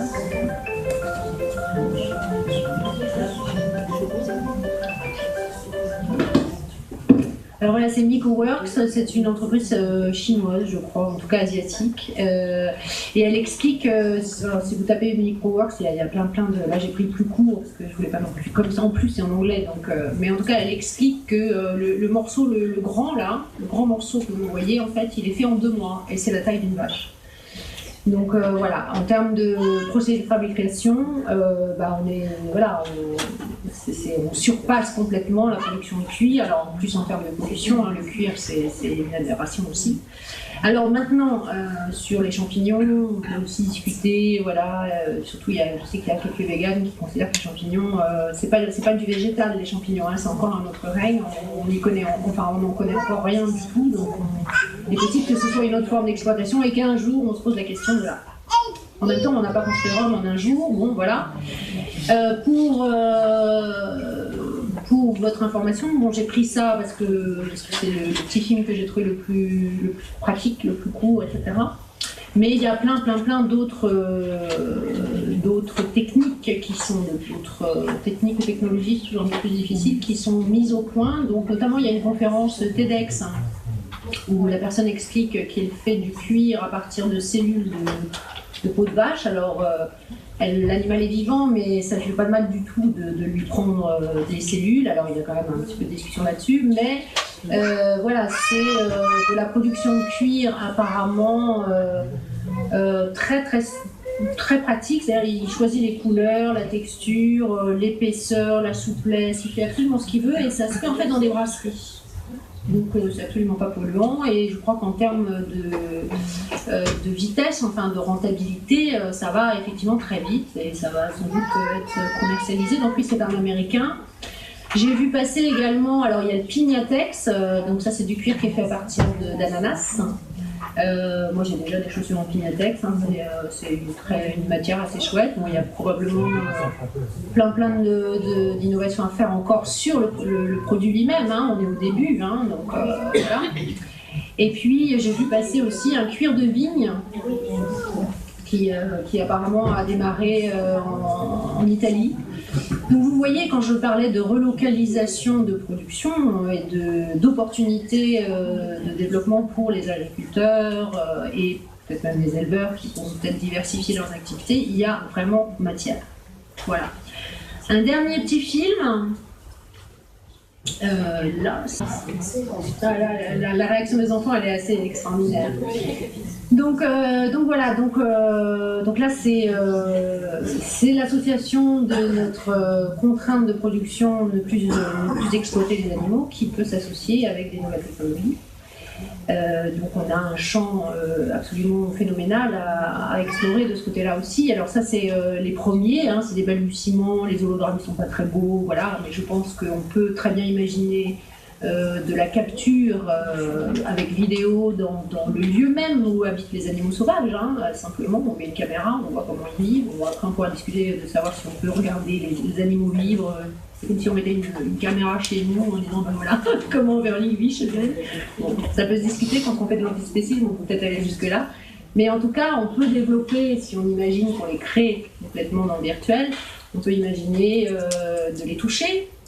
Ça va commencer, parce que là on voit les enfants qui sont comme ça, mais je pense que c'est juste visuel, ils n'ont pas de sensation de toucher. Et ça, c'est tout à fait possible à une échéance pas si loin, surtout si on met les moyens dedans. Et mettre les moyens dedans, c'est déjà mettre des bâtons dans les roues des zoos avec les vrais animaux, et puis dégager des ressources pour éventuellement soutenir la création dans ce domaine-là. Et puis évidemment, on va être très loin. Donc on voit déjà tous les jeux où on massacre des gens, les chasseurs, ils ont qu'à... D'ailleurs, je pense que s'il y a moins de chasseurs, c'est parce qu'il y a plein de jeunes personnes qui ont plus envie d'aller mettre les pieds dans la boue et qui vont s'amuser à dégommer qui que ce soit dans un jeu virtuel. Pourquoi pas? Moi, tant que ça fait mal à personne, ça ne me gêne pas. Donc je pense qu'il y a vraiment des champs énormes d'activités économiques nouvelles qu'on peut créer sous la contrainte, parce que toutes les innovations que je vous montre, la contrainte, c'est on arrête d'utiliser les animaux. Et vous voyez que c'est dans tous les secteurs. Voilà, vraiment. Voilà. Donc après cette page de pub, oui, juste une dernière chose sur les zoos. Alors là, les images, elles viennent principalement du Japon, mais il y a un zoo virtuel aussi à Dubaï. Je crois qu'il y a des images du zoo de Dubaï dedans que j'avais déjà vues. Et il y a également le Pérou qui a proposé un truc, comme vous voyez, c'est mondial comme phénomène en plus. Donc je reviens sur mon choc vegan. Ah oui, il est déjà 21h. Mais on a presque fini. Je reviens sur mon choc vegan. Je vous ai mis en fait la même, voilà, pour qu'on se recadre par rapport aux résultats de mes recherches que j'ai faites. Donc voilà, je vais vous présenter des graphiques, ça ira plus vite. Donc voilà, qu'est-ce que j'ai fait? J'ai sommé le chiffre d'affaires de tous mes secteurs qu'on a relevés au début, hein, les bleus, les marrons plus clairs, le vert et le rouge où il y a de la destruction. Et donc voilà le résultat sur l'activité. C'est que l'activité où on va avoir le plus de destruction, donc je vous rappelle, c'est production animale, chasse, pêche, aquaculture, les abattoirs, alors c'est pas abattoir, le nom précis, c'est transformation et conservation des viandes, et l'autre, c'est transformation et conservation des poissons et crustacés. Et j'ai mis un peu de graisse là-dedans, j'ai mis 10% des graisses, parce que j'avais quand même réussi à voir que c'était quand même très faible par rapport à tout ce qui est huile végétale. Voilà, donc vous voyez, la destruction totale, finalement, ça représente 2% de l'activité totale de tous ces secteurs, donc en termes de chiffre d'affaires. Bon, voilà, donc ça représente de l'argent, hein. C'est pas non plus n'importe quoi, ça représente surtout des emplois, etc. Mais c'est quand même très relatif. Et je pense qu'on a plus à gagner sur les secteurs en vert, où je mets effectivement qu'il y a un effet créatif prépondérant, hein. On a vu que ce soit du fait de la diversification des produits dans les meubles, dans le commerce, dans l'hébergement et la restauration, et bien sûr dans l'agriculture. Voilà, et pour les effets où on peut discuter des effets complexes, bon voilà, on a 10% où l'effet destructif est a priori prépondérant, comme le transport, comme le matériel de transport, etc. Et puis dans les autres effets, dans le marron plus clair, bon là il y a les industries où la partie animale est très faible. Je pense notamment aux arts et spectacles, je pense aux industries chimiques et pharmaceutiques, voilà. Même si les animaux représentent une part importante, je veux dire, c'est pas le gros de leur production. Enfin, ils sont touchés de façon très indirecte. Alors, ça va leur coûter d'arrêter d'utiliser des animaux, parce que je suis convaincue que ça coûte rien. Les animaux, c'est bien pour ça qu'on n'innove pas.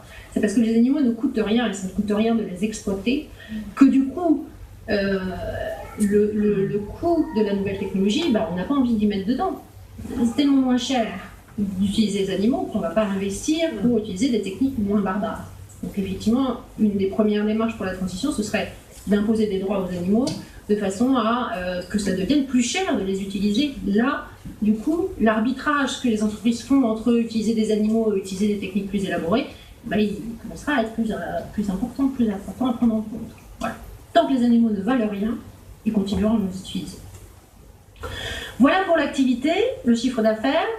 Et on fait le même constat pour l'emploi, hein, la destruction totale, donc toujours les mêmes secteurs, hein, c'est un petit peu plus important, on avait presque 650 000 on va dire, pour arrondir, d'emplois salariés à temps plein dans les secteurs qui vont être détruits, mais de nouveau ça reste très relatif, et voilà, tout l'enjeu de la transition va être d'imaginer des reclassements, des propositions, en particulier pour les éleveurs, hein, qui sont quand même les personnes qui vivent avec les animaux. Et moi, je comprends qu'ils aient envie de vivre avec... Mais je terminerai sur les éleveurs, j'ai beaucoup de choses à dire sur les éleveurs. Et enfin, le dernier graphique, donc on arrive vraiment à la fin, je vais bientôt vous libérer. Le total actif brut, donc ce capital, hein, qui doit être vraiment détruit, les abattoirs, éventuellement les fermes d'exploitation. Économiquement, elles doivent être détruites, ça ne veut pas dire qu'on va détruire les fermes elles-mêmes, il faut juste leur trouver une autre activité. Mais en tout cas, dans l'activité présente, on les détruit. Et bien là, on peut dire que cette destruction, elle est marginale.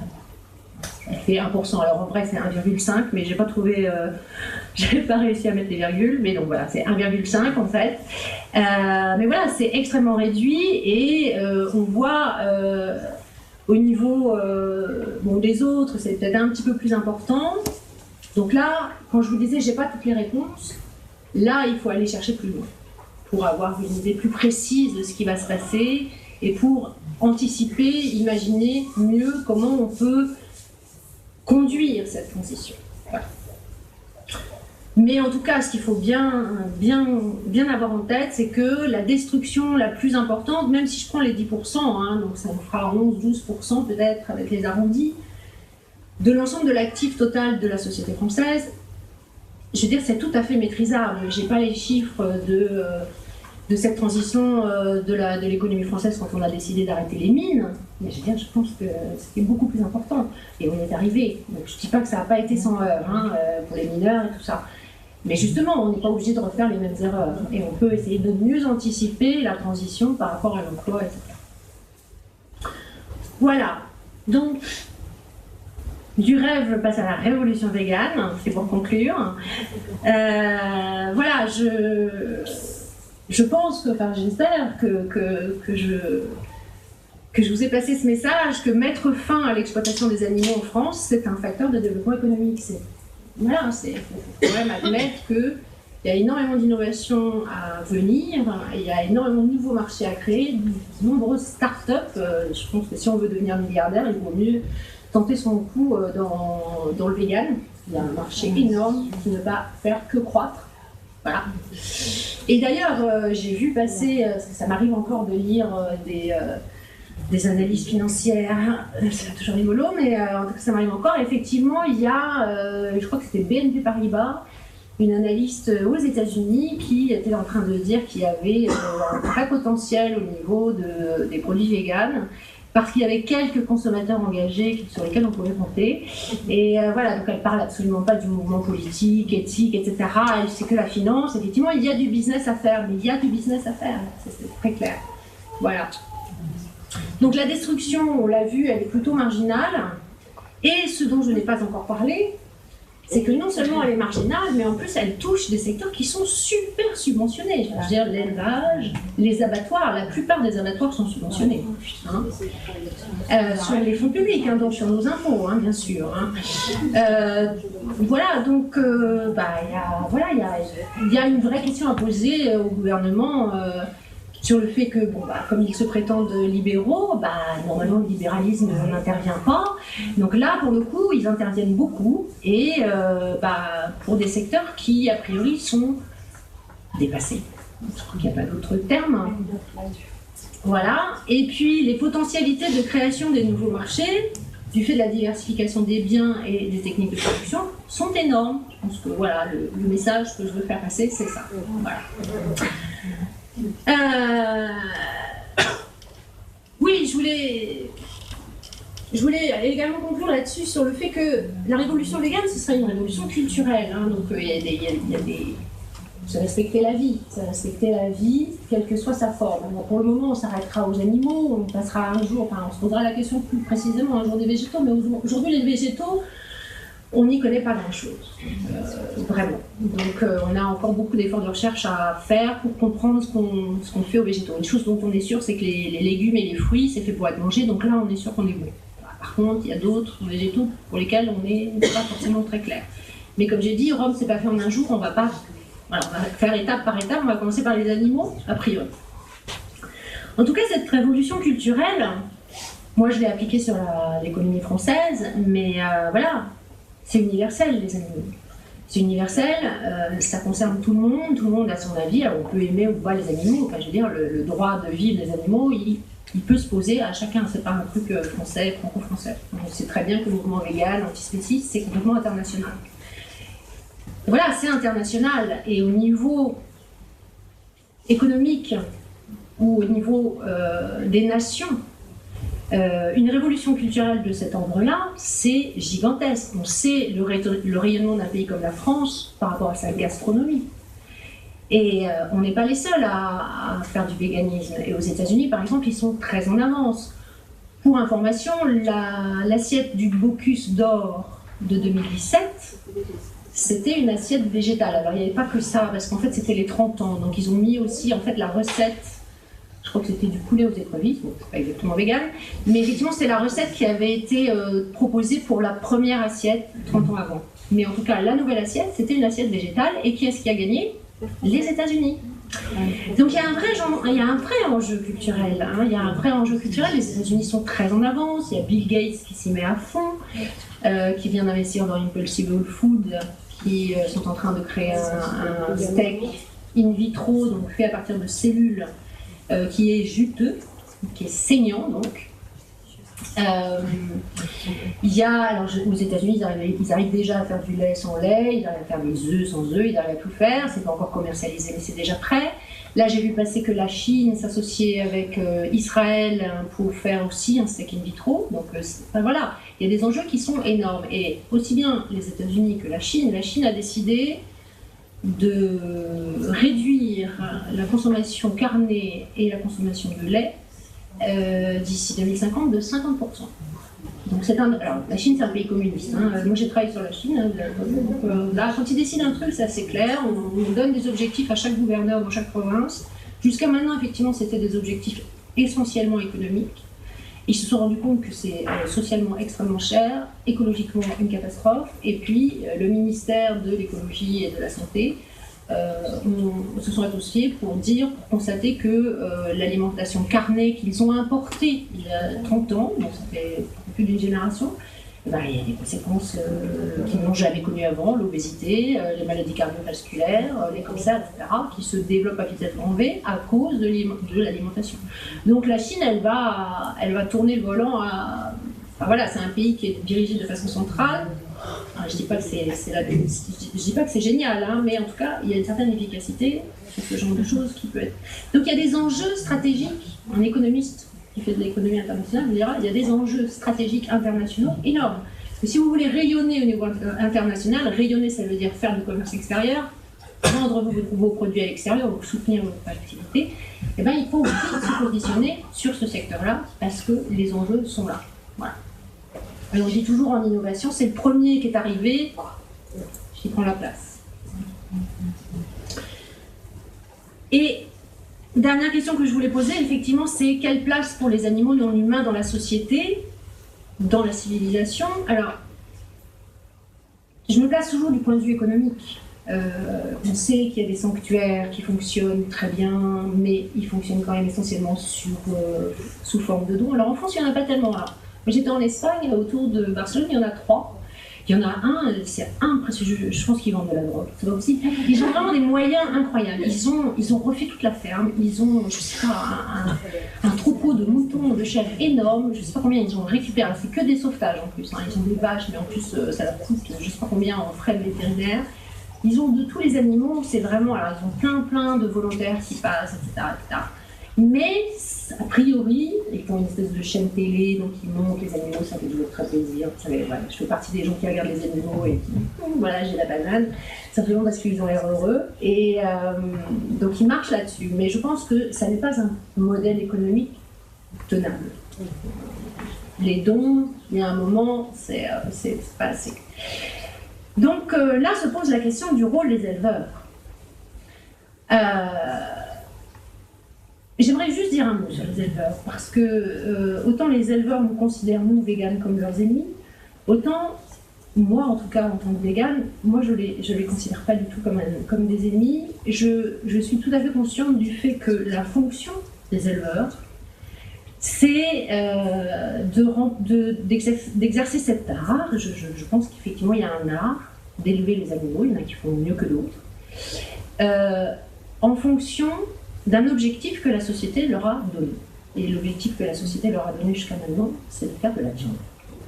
Mais si la société leur donne un autre objectif, je ne sais rien, simplement de les soigner, de les soigner, de s'en occuper, de les bichonner, d'aller se balader avec eux. Si c'est des gens qui aiment vivre avec les bêtes, et a priori, ils vivent avec les bêtes, donc, parce que quelque part ça doit leur plaire. Enfin, en tout cas, ceux à qui ça plaît, je m'imagine bien que si on leur donne un autre objectif, d'ailleurs il y a des éleveurs qui changent qui transforment, ça s'est vu aux États-Unis, en France, qui changent leur activité, qui continuent à vivre avec leurs bêtes, qui n'en produisent plus, mais qui continuent à vivre avec leurs bêtes. Alors on disait tout à l'heure que l'élevage c'est très subventionné. Il y a des éleveurs, enfin, là aussi, j'ai encore besoin de beaucoup travailler pour pour décortiquer cet aspect-là du problème. Mais j'ai vu passer un article où il semblerait que beaucoup d'éleveurs sont subventionnés à plus de 100%, c'est-à-dire qu'ils vivent que sur les subventions. C'est-à-dire que leur activité ne sert à rien, ne leur apporte pas d'argent. Donc c'est des gens qui produisent des animaux, c'est-à-dire qui font de la souffrance, qui font de la pollution, pour produire de la viande qui en plus n'est pas très bonne pour la santé. Et en plus, ils ne gagnent pas l'argent. Donc moi je dis, mais arrêtez de produire, continuez à vivre avec vos bêtes, et puis on vous donne la même somme d'argent. Parce que, ben voilà, vous aimez les bêtes, vous voulez vivre avec, ben super, moi j'ai envie de le faire aussi, j'aimerais bien d'ailleurs que vous me formiez éventuellement, pour que je puisse le faire. Et donc on peut très bien imaginer qu'on transforme les fermes d'exploitation en fermes de villégiature, pourquoi pas, ou on appelle ça des sanctuaires. Mais voilà, alors il faut quand même dire que je ne suis pas complètement folle, c'est-à-dire qu'aujourd'hui il y a quand même une subvention qui est allouée aux agriculteurs au titre du maintien des campagnes, de belles campagnes. Donc c'est un... Voilà, on considère que les paysans, pour aller dire, nous permettent de garder de belles campagnes, et donc pour ce service-là qui rentre à la société, elles sont belles nos campagnes, on leur verse de l'argent. Eh bien, on peut très bien imaginer une société végane où on considère qu'il y a des gens qui sont dévolus pour s'occuper des animaux parce que on a envie qu'il y ait cette diversité dans notre pays. Voilà.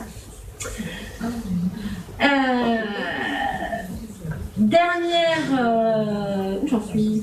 Voilà. Dernière slide, je m'arrête là. La transition. Donc là, c'est toutes les questions qui se posent maintenant, à partir de l'exercice que j'ai fait, de dire, bon bah voilà, on passe d'aujourd'hui à vegan, voilà, a priori, c'est du positif comme transformation, mais la transition par contre, parce que ça va pas se faire comme ça pose beaucoup de questions. Alors, j'en ai listé certaines, moi je suis prête à entendre tout ce que vous avez à me dire comme autres idées. Alors, qu'est-ce que j'ai listé? La première chose, c'est effectivement de former notamment les restaurateurs à la gastronomie végane. Donc, ça c'est déjà à peu près fait à toute petite échelle parce que c'est fait par des petites assos, etc. Même si on commence à prendre des enjeux, mais c'est fait avec Vego Resto. Donc si vous ne connaissez pas Vego Resto, je vous en prie, allez-y. Vous allez découvrir de la gastronomie végane. Et voilà, si on pensait à quelque chose qui était plus soutenu par un gouvernement, et voilà, on pourrait avoir un effort de formation au niveau des pâtissiers, des boulangers, des restaurateurs, etc. Dans la restauration publique, par exemple, pour commencer, on parle des cantines végétales, enfin des cantines bio, pour aller jusqu'à végétales. Deuxième point, alors bon, on en a parlé beaucoup, l'élevage et l'agriculture. Donc effectivement, le vegan, il faut aussi peut-être le resituer dans un mouvement plus large de transformation de l'agriculture. Parce que, voilà, on arrive à un point où on se rend compte que l'agriculture intensive, c'est une aberration. L'INRA commence à vraiment reconnaître que les travaux en permaculture ou en micro-ferme, c'est quand même effectivement plus créateur d'emplois, plus rentable, plus sain. On va favoriser les circuits courts, donc du coup il y aura moins de pollution. Enfin, il y a plein de choses qui se passent. Et donc notre révolution végane, elle peut très bien s'insérer là-dedans, parce qu'elle va tout à fait là-dedans. C'est-à-dire que le caca des vaches, c'est extrêmement profitable pour les cultures. Donc comme ça, ils ont un peu de vaches, ils leur font juste des bisous, et puis ils font caca, et puis ils font des meilleurs... enfin voilà, c'est tout bête, hein, mais voilà, alors, bon, c'est... moi, je me suis positionnée politiquement assez clairement parce que j'étais candidate suppléante pour la France Insoumise au niveau des législatives. Donc, je me permets de mettre en avant le programme d'agriculture paysanne qui était défendu par l'Avenir en commun et de dire, rajouter du vegan dans ce projet-là, ça va que dans le même sens et je pense que ça se défend bien. Dernier point que je voulais aborder, effectivement, c'est la recherche. Et donc, la recherche, c'est bien quand elle est soutenue par le public. le secteur public. Donc recherche en quoi? Recherche déjà dans l'expérimentation. Donc là, on a des associations qui sont déjà extrêmement actives et qui cherchent à faire avancer les choses. Donc, par rapport à ce qui a été publié il y a 2 jours, comme quoi il fallait expliquer aux gens que les chercheurs ne torturaient pas les animaux, je pense qu'il faudrait quand même effectivement ouvrir le débat et qu'ils nous montrent un peu ce qui se passe à l'intérieur de leur laboratoire pour qu'on se rende compte s'ils les torturent ou pas. Et donc j'espère que la transparence se fera. Voilà. Donc, et là, on a une vraie opportunité pour le public d'intervenir pour favoriser la sortie du barbarisme de ces expérimentations animales. Moi, j'aime bien l'idée de faire un plan fromage. Je reviens sur l'idée de la culture. La France, elle est connue, c'est le pays du fromage, voilà, il faut être cohérent. Donc, si on veut réduire la consommation... pas la consommation carnée, mais pour le coup, si on veut réduire les gaz à effet de serre qui sont liés les conséquences écologiques de la production de lait, à un moment, il faudra proposer des alternatives. Et comme on est le pays du fromage, mais qu'on lance un grand plan pour favoriser des innovations, je sais pas, de remplacer le maroilles, ça va pas être simple, mais bon, voilà, des choses comme ça, moi que j'ai oublié maintenant, on oublie assez vite les goûts, mais c'est vrai qu'on avait quand même des bons fromages, on a des bons fromages toujours, et qu'on aimerait les retrouver, et que, ma foi, ça doit juste être une question de moyens, de recherche. Il suffit juste de mettre des moyens dans la recherche pour trouver des nouveaux fromages qui nous font plaisir dans les générations futures. Même chose sur les textiles, je l'ai dit plusieurs fois, on a même des relocalisations, de nouvelles activités qui peuvent se redévelopper en France et arrêter la sinistrose de notre secteur agricole. Et puis, je vous l'avais montré avec le zoo virtuel, on a effectivement des nouvelles opportunités qui peuvent s'associer aux nouvelles technologies d'information et de communication, notamment les jeux vidéo. Alors moi je pense aux chasseurs, je pense aussi aux courses par exemple. On peut très bien imaginer un jeu, des courses sur lesquelles les gens parient avec une scénarisation avec des animaux qui ressemblent à des chevaux ou pas, ou je sais pas, l'imagination est ouverte. Et de scénariser ces animaux, ces animaux virtuels qui vont faire des courses. Donc donner ce côté un peu, se retrouvent les gens dans le PMU. Cela dit, j'ai vu que le PMU en fait était en train de perdre largement. Il est en décroissance de gains, en décroissance de recettes au profit des jeux de grattage. Donc a priori les gens s'intéressent de moins en moins aux courses, donc c'est pas plus mal. Mais on peut, pour ceux qui ont toujours envie d'avoir ce petit moment de il va gagner, on peut lui faire ça dans un jeu vidéo, pourquoi pas, Voilà. Et puis je vais m'arrêter là, juste un dernier mot, parce que je voulais absolument finir sur les poissons, parce que c'est toujours les grands oubliés. Les poissons, moi je fais partie des gens qui ont eu la chance d'aller au Galapagos. Et au Galapagos, vous vous baladez, il y a des poissons partout et c'est formidable. Et après, j'ai vécu à Barcelone et à Barcelone, vous avez la plage, il n'y a plus un poisson dans l'eau parce que tout est marron, c'est pas si sale que ça, mais en tout cas, il n'y a pas un poisson dans l'eau. Et puis, vous avez l'aquarium. Et pour aller à l'aquarium, il faut payer. Et voilà, je pense qu'il y a plein de choses à faire à partir avec notamment les pêcheurs. De réhabiliter nos côtes et de réintroduire des poissons, d'arrêter de les massacrer et d'aller les voir, de jouer avec. Et puis j'aimerais bien aussi qu'on invente quelque chose pour remplacer la pêche. Parce que moi je les vois sur la Loire, tous ces pêcheurs, je trouve ça assez fascinant, ces gens qui restent des heures assis. Voilà, il y a un truc qui a l'air super kiffant et je suis pas sûre que les poissons ce soit quand même le principal objet du plaisir qu'ils ont en fait à rester là.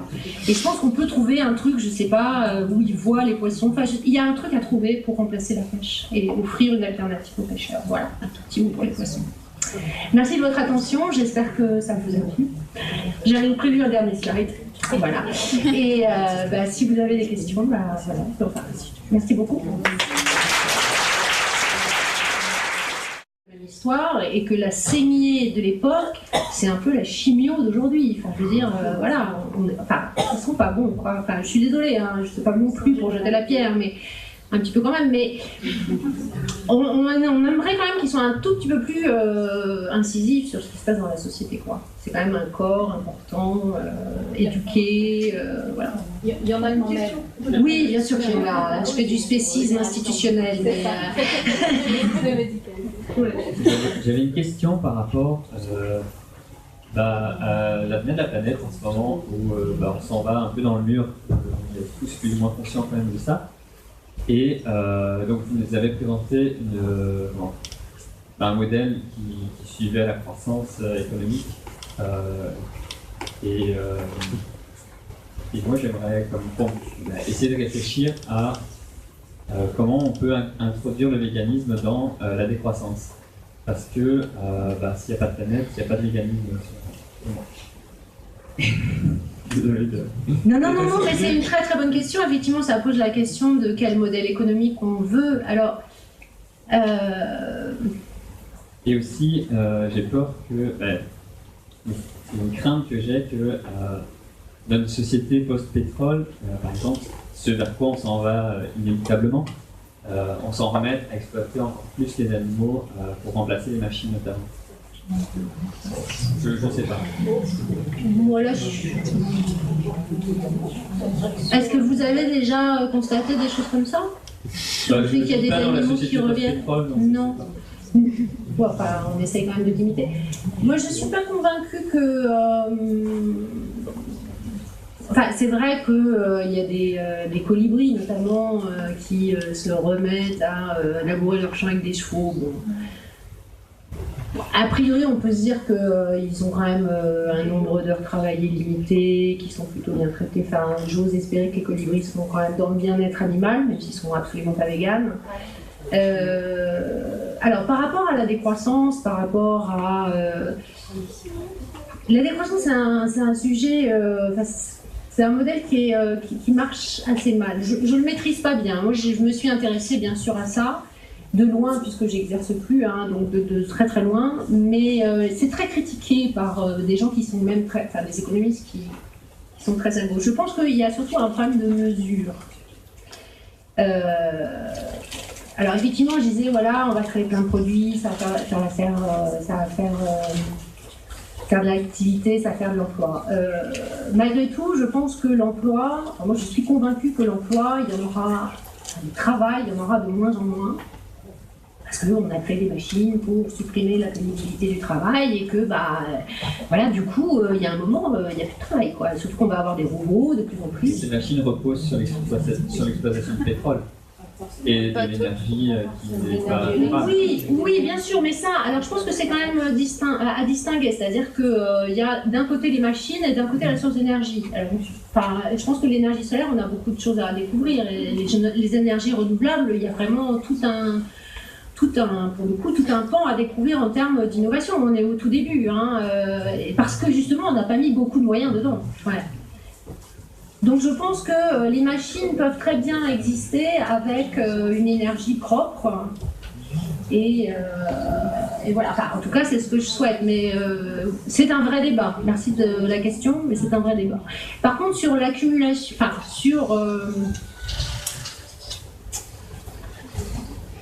sur le modèle économique, avec des marchés, avec des entreprises, etc., moi je suis assez, sur ce plan-là, libérale, tout en sachant que le marché, c'est une institution qui est efficace dans certaines situations, à partir du moment où les biens sont en rivalité, etc., etc. Dès qu'on part dans des choses qui sont des biens communs, je pense à la santé, je pense à tout, l'eau, l'air, là il ne faut absolument pas de marché parce que là ça ne marche plus. En revanche, tout ce qui est accumulation, le capitalisme, l'accumulation de capital, moi j'ai pas de problème avec l'accumulation du capital, surtout que de plus en plus ça va être de l'accumulation de capital intellectuel, de ce qu'on appelle du capital humain. Le problème de l'accumulation du capital, c'est plus à qui il appartient. Et il y a eu au XXe siècle, il y a eu des stratégies d'accumulation de capital dans des politiques très à gauche. C'est-à-dire que c'était l'État qui faisait, on appelait ça le big push, donc il fallait d'un seul coup, c'était dans les pays en développement, où on mettait beaucoup de capital d'un coup en espérant que ça allait industrialiser l'économie. Ça s'est notamment fait en Algérie. Ça n'a pas été une grande réussite, mais Moi, enfin voilà, je pense que le progrès humain passe par un certain progrès technique. Et que maintenant qu'on a compris qu'il fallait faire attention à l'écologie, parce que moi quand j'ai fait mes études, l'écologie c'était un truc, enfin, je veux dire, les économistes sont passés complètement à côté du problème écologique. Hein. Le bien, c'était des biens libres, donc il n'y avait pas de prix, il y avait de l'air, il y avait de l'eau, il n'y avait pas de problème, on pouvait payer jusqu'à la fin. Et on est vraiment passé à côté.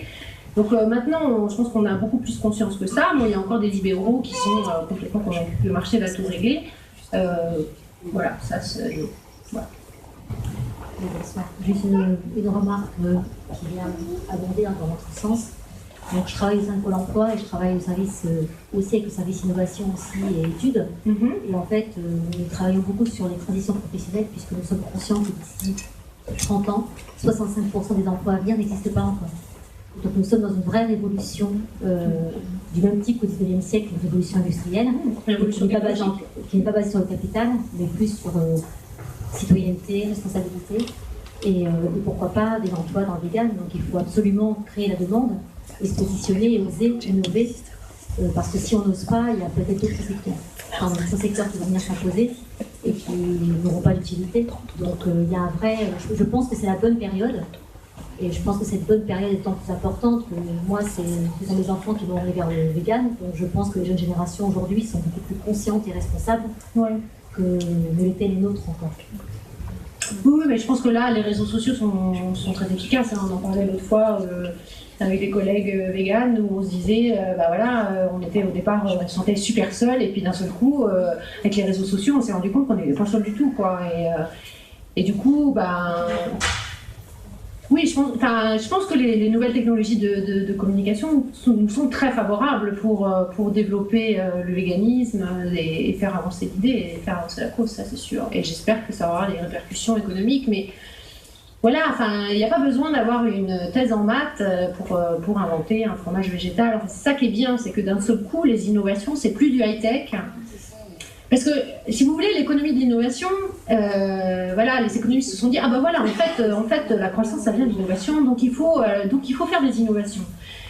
Donc du coup, il faut multiplier les ingénieurs, etc., etc. Donc on a tout misé là-dessus. Moi, je me souviens sur la Chine, à l'époque où je travaillais, on produisait 400 000 ingénieurs par an. 400 000 par an, et c'était du bon niveau, hein. On n'était pas au niveau du MIT des États-Unis, mais on n'était pas loin. Il y a des universités en Chine qui sont de très très haut niveau. Je veux dire, il y a un moment, voilà, qu'est-ce qu'ils font tous ces ingénieurs? Eh bien, ils nous sortent des téléphones portables tous les 3 mois, mais ça, c'est pas du développement, ça, c'est pas du progrès, ça, c'est de la croissance. C'est de la croissance, donc du déchet, donc enfin, ça n'a aucun intérêt au niveau du bien-être. C'est des innovations mineures sur une innovation majeure, et on a des choses beaucoup plus importantes à faire. Et je crois que, notamment avec le vegan, on rouvre un champ d'innovation à des gens qui sont plus manuels, voilà, qui font de la cuisine, qui font des textiles, des sacs, enfin, et je trouve que c'est rafraîchissant, voilà, d'avoir d'autres produits qu'on peut créer.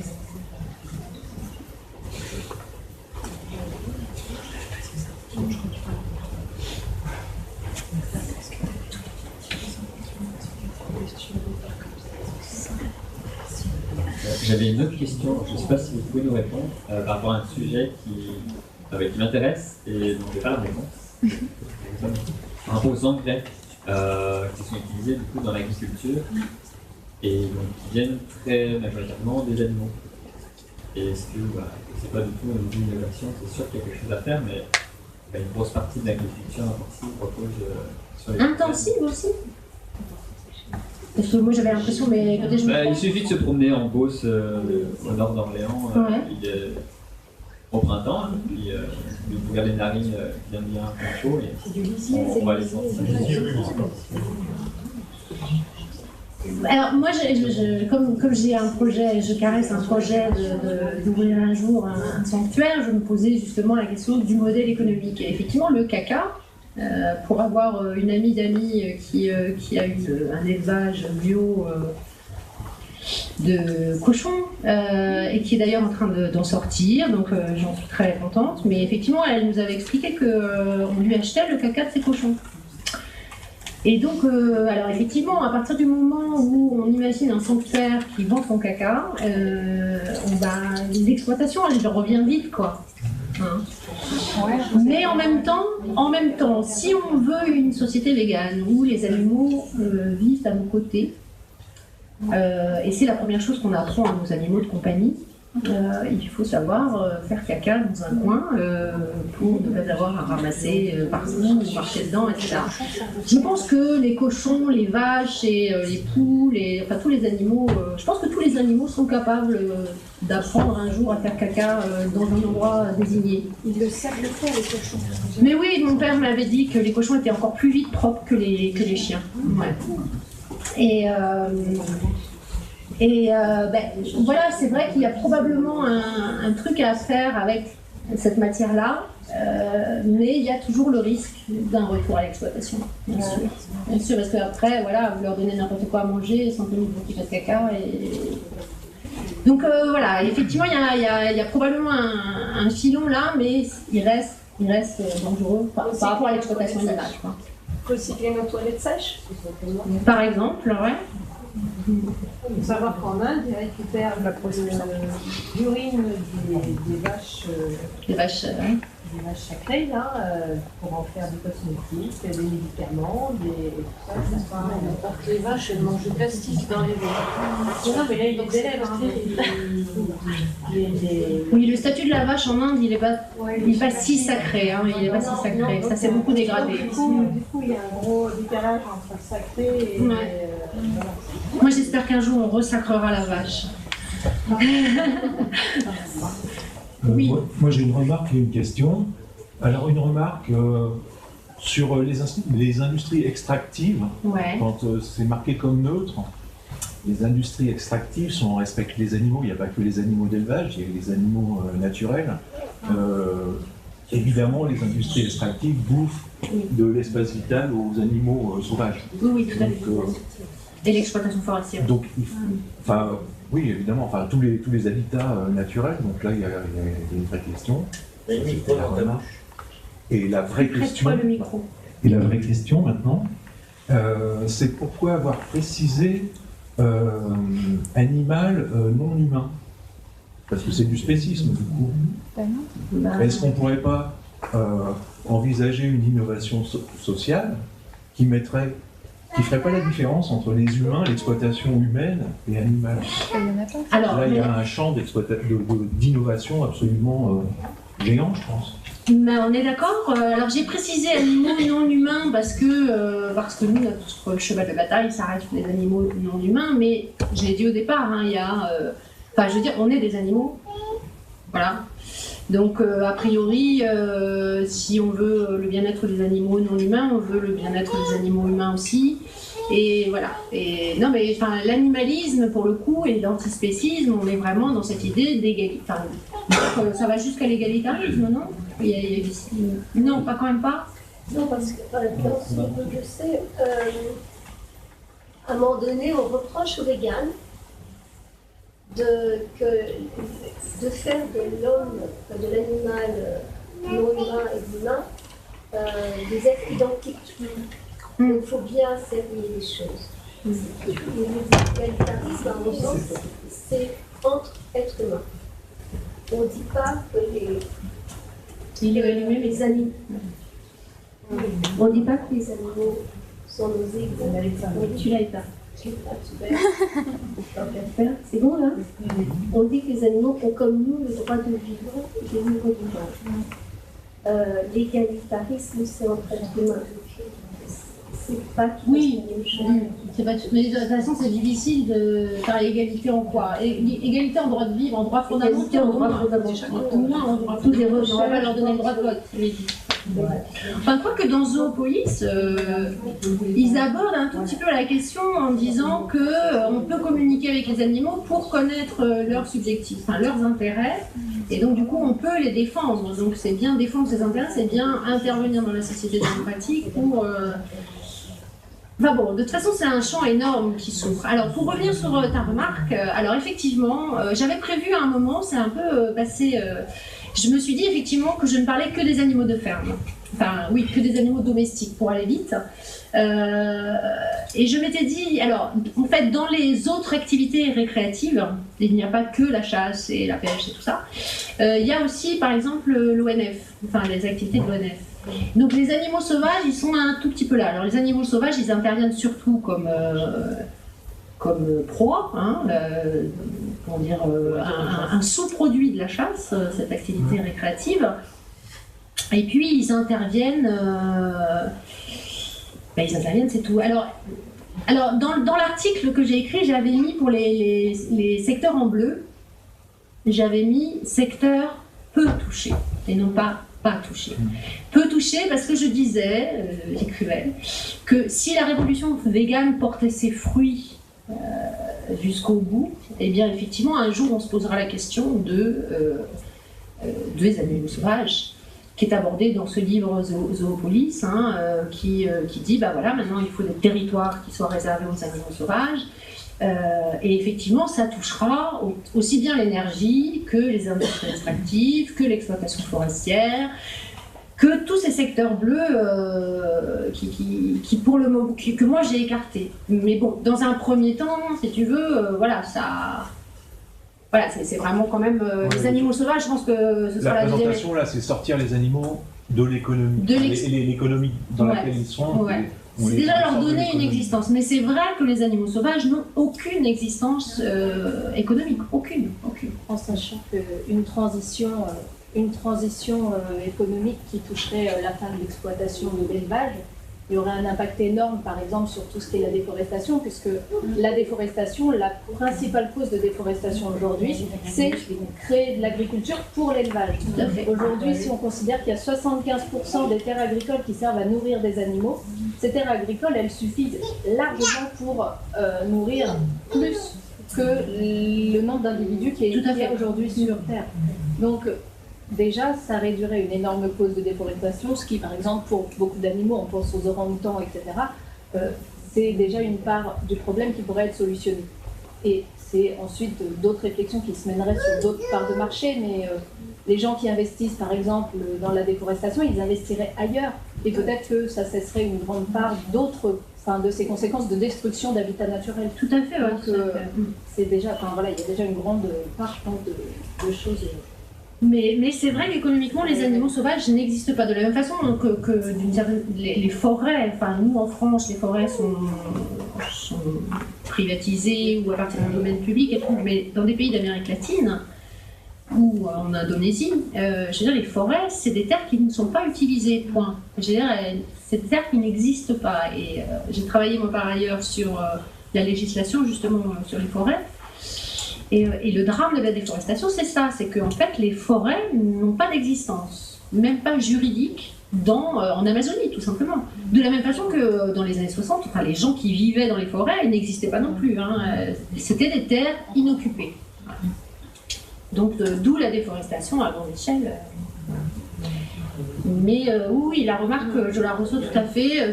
J'ai complètement mis de côté les animaux sauvages. Mais c'est vrai que on va serrer les problèmes, mais j'y viendrai. Voilà. Étienne. Est-ce que un avenir vegan, purement vegan, ne signifierait pas la disparition des animaux à terme?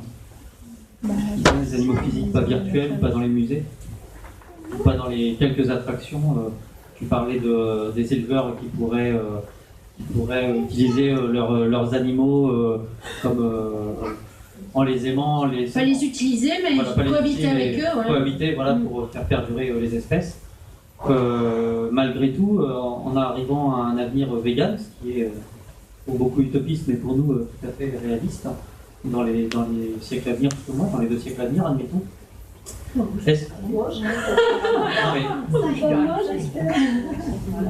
Moins pour déclencher tout ça, mais pour en arriver à ce que l'on souhaite, il faut du temps quand même. Mais est-ce que l'homme ne reste pas pour autant anthropocentriste sur l'humain et que toute chose inutile est encore viable. C'est-à-dire que, hormis l'art et les distractions, toute chose est utile. Est-ce qu'on considérerait qu'il peut encore y avoir un espace pour les animaux, hormis pour les quelques animaux qu'on garderait comme aujourd'hui on garde des animaux dans les zoos et tout ça? Est-ce que la place de l'animal aurait encore un sens si l'animal d'élevage n'existe plus? Est-ce que l'animal domestique existerait aussi également à l'avenir si jamais l'homme n'a plus d'autres relations avec l'animal que l'animal domestique? Est-ce qu'on arrive encore à avoir une sensibilité vis-à-vis des animaux en tant qu'être humain dans l'avenir? Est-ce que quelqu'un veut réagir? Parce que j'entendais des signes. Déjà, de base, la plupart des animaux qu'on a là, ils sont même pas censés exister parce que c'est des transformations génétiques qui ont été faites pour qu'ils puissent produire plus de lait, pour qu'ils puissent donner plus de viande, ce genre de choses. Donc en soi, déjà, c'est pas forcément grave s'ils disparaissent sur le long terme parce qu'ils devraient déjà plus être là. C'est l'évolution naturelle qu'on a perturbée. Et en soi, normalement, si on avait laissé les choses se faire correctement... S'il n'y a plus ces animaux-là de ce fait-là, qu'est-ce que deviennent les animaux sur Terre? Sur le long terme, il y en a forcément qui vont disparaître. Après, tu en as forcément aussi qui vont rester parce que si, entre guillemets, on les utilise, par exemple, pour vendre leur caca, pour l'agriculture, ce genre de choses, tu vas forcément en avoir qui vont perdurer. T'en as qui vont disparaître, mais en soi, on n'a pas le droit d'exiger en tant qu'humain qu'ils restent en fait. Économiquement, élever les animaux dans un bien-être total pour vendre leur caca, c'est pas du tout viable. Et personnellement, mais là-dessus, je suis d'accord. Je parle pas du principe de les élever. Ceux qui restent, ils vont pas être tués entre guillemets direct. Pour qu'on puisse être vegan demain, ce serait complètement débile, ça c'est sûr. Mais ils vont perdurer. Après, on va pas faire en sorte qu'il y en ait encore volontairement. Après, t'en auras forcément. Tu peux avoir des bébés, ça va être sur vraiment du long terme dans tous les cas que t'en auras plus. Mais un jour ou l'autre, t'en auras plus si tout le monde fonctionne comme ça. Après, moi, je pense que même si le monde devient entre guillemets principalement vegan, t'auras toujours une part de ces animaux qui resteront parce que, on le sera jamais à 100%. Je pense malheureusement, mais dans tous les cas. Ils sont vieux à disparaître, ils devraient déjà plus être là, donc même économiquement parlant, on va pas chercher à leur trouver un intérêt pour les conserver. C'est ridicule en fait un petit peu. En fait, je crois que c'est ce concept fou de production des animaux que nous mettons en brèche, que nous voulons éradiquer de notre planète. Il n'y a pas à produire des animaux. Oui, c'est ça. À partir du moment où on ne les produit pas, il n'y aura pas des milliards de vaches qui vont nous envahir. Et que s'il en reste 1000 en France, ça sera très bien. C'est ça. Voilà. C'est tout le concept de production de l'animal pour nos animaux de compagnie, les vaches, les bêtes, les machins, et de commercialisation de l'animal que notre bouleversement politique doit réfléchir.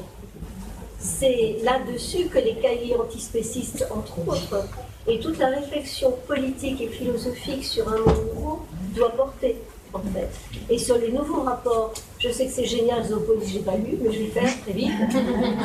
C'est tous les rapports que nous avons, nous, les animaux humains, et avec nos animaux, nos frères, je ne veux pas rentrer là dans le religieux, mais avec les animaux non humains, c'est ça qui a reconsidéré dans un partage de l'espace, dans une co-citoyenneté. Et ça ne veut pas dire égalité, mais égalité du droit à la vie. Ce n'est pas la même chose, à ne pas souffrir, à n'être pas torturé, à n'être pas...